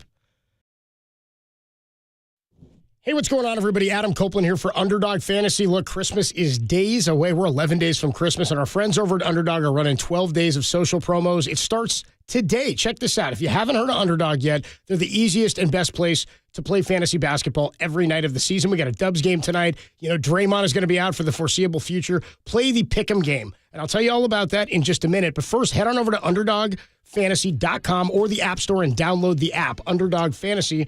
And when you do sign up with promo code KNBR, they'll match your first deposit for up to $100. And as I told you, in the spirit of holidays, they're doing social promos over on the site, formerly known as Twitter. Follow at Underdog Fantasy to be on the lookout for ways that you can win a brand new Nintendo Switch and many more prizes. Super cool what they're doing at Underdog Fantasy. They're also giving you a chance to win some money, like tonight. Golden State Warriors in action again this evening. We just talked about it. Going over to the Pick'em game. In the Pick'em lobby, what will happen is they'll give you a series of player stats. You pick whether or not a player will go higher or lower than their stat total for that given game. I would say whatever Steph Curry's is tonight, go with that. Nobody else out there to help our guy number 30. So go with higher or lower.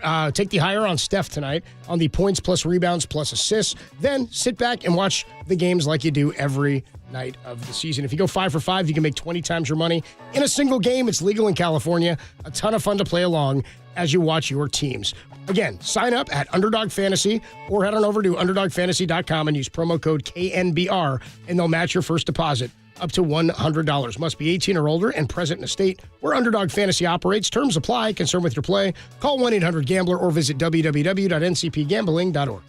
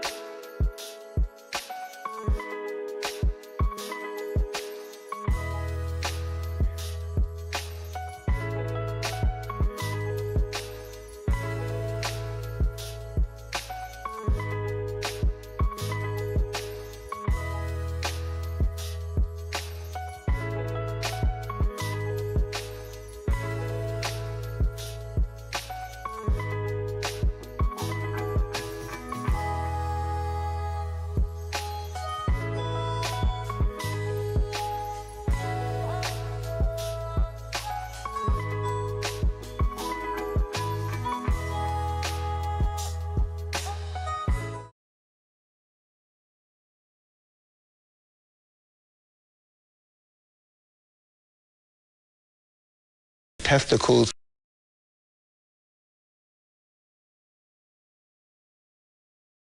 All right, before we get out of here, I hope everybody appreciates the fact that you now know something you did not know before you listen to this show or that segment, ectopic pregnancy. What does that mean, Tom? What does that mean you can do? Outside the uterus. The fetus can survive outsid the uterus. I was going to boil it down to just something you didn't know. You can crap a baby. You can poop a baby. You can crap a baby. That can happen. Yeah, you can crap a baby.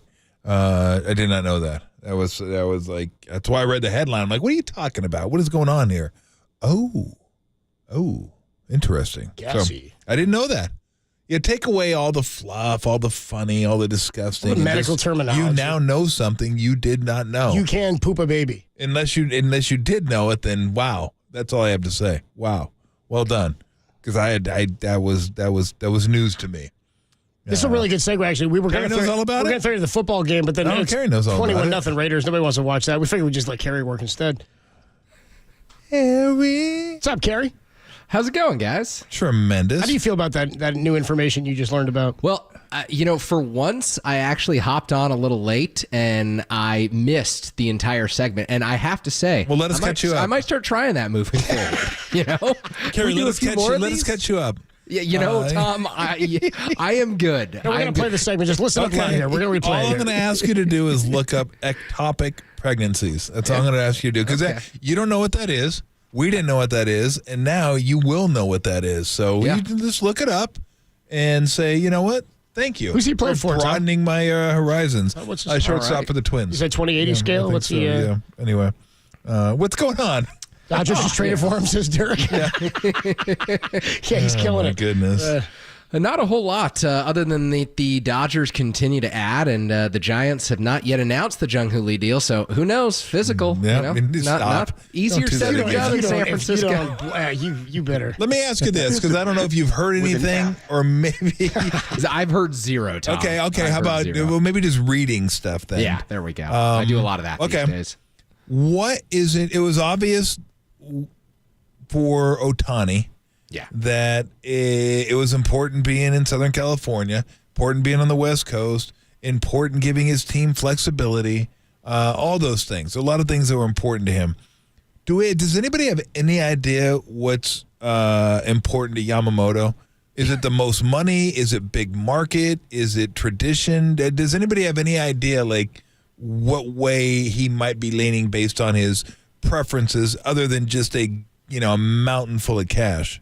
Yeah, I have not read anything that would indicate there's a particular idea that he's interested in, but it's only money has to be a major factor here because, of course, he's coming over at 25 years old, hitting his prime, and the only teams that are in on him are the Dodgers, the Yankees, the Mets, the Red Sox, the Giants, the Blue Jays, the only teams that can spend upward of $300 million on a pitcher. So money at some point has got to make a difference for him, but you would also think that winning has to. It just feels like for someone in his position, if all of those teams are after you, you're probably going to want to go to a winner when all is said and done. So I've never considered the Giants the favorite here, and I think that this would be like a defining achievement for the Farhan Zaidi era if they were going to pull this off.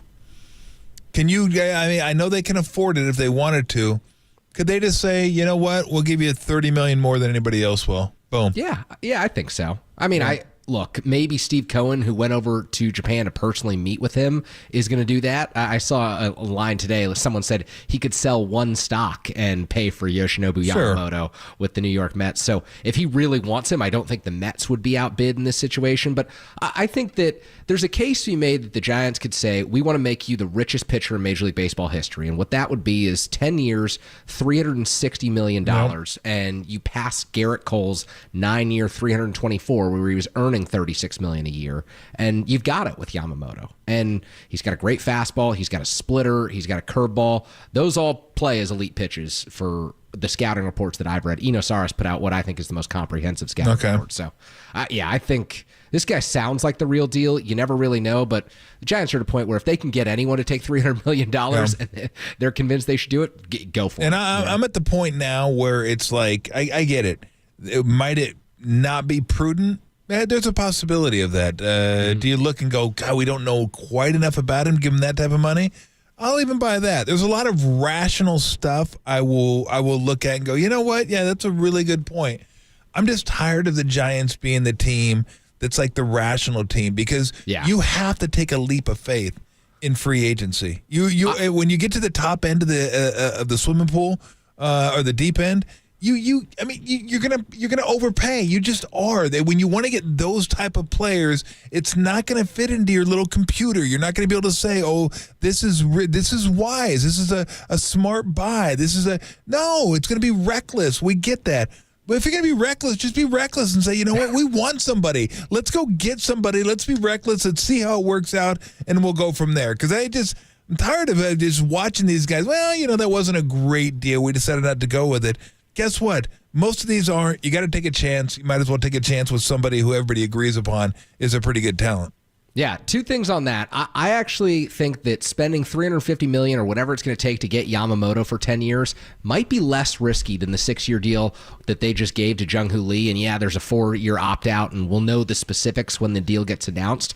But Yamamoto seems like a much surer bet to translate his skills to Major League Baseball than Jung-Hoo Lee does. But the Giants are in a position where, like you said, they got to overpay. And number two on this whole free agent recruiting pitch, and we've talked about this, the Giants coming in second or not quite being the team that finishes with the free agent, they've got to switch up the place that they're taking these guys to dinner. And no offense to the restaurant that's serving these meals, but clearly every free agent wants to eat at the restaurant because the Giants get a meeting with everyone, but they're not closing the deal. So I don't know that wherever they're taking these guys, it's not working. They need to do something to switch up the pitch here. Like if Logan Webb has to be your front man and you take someone to go get burritos and that's your call instead of going to a 5-star Michelin star restaurant, let's do that instead.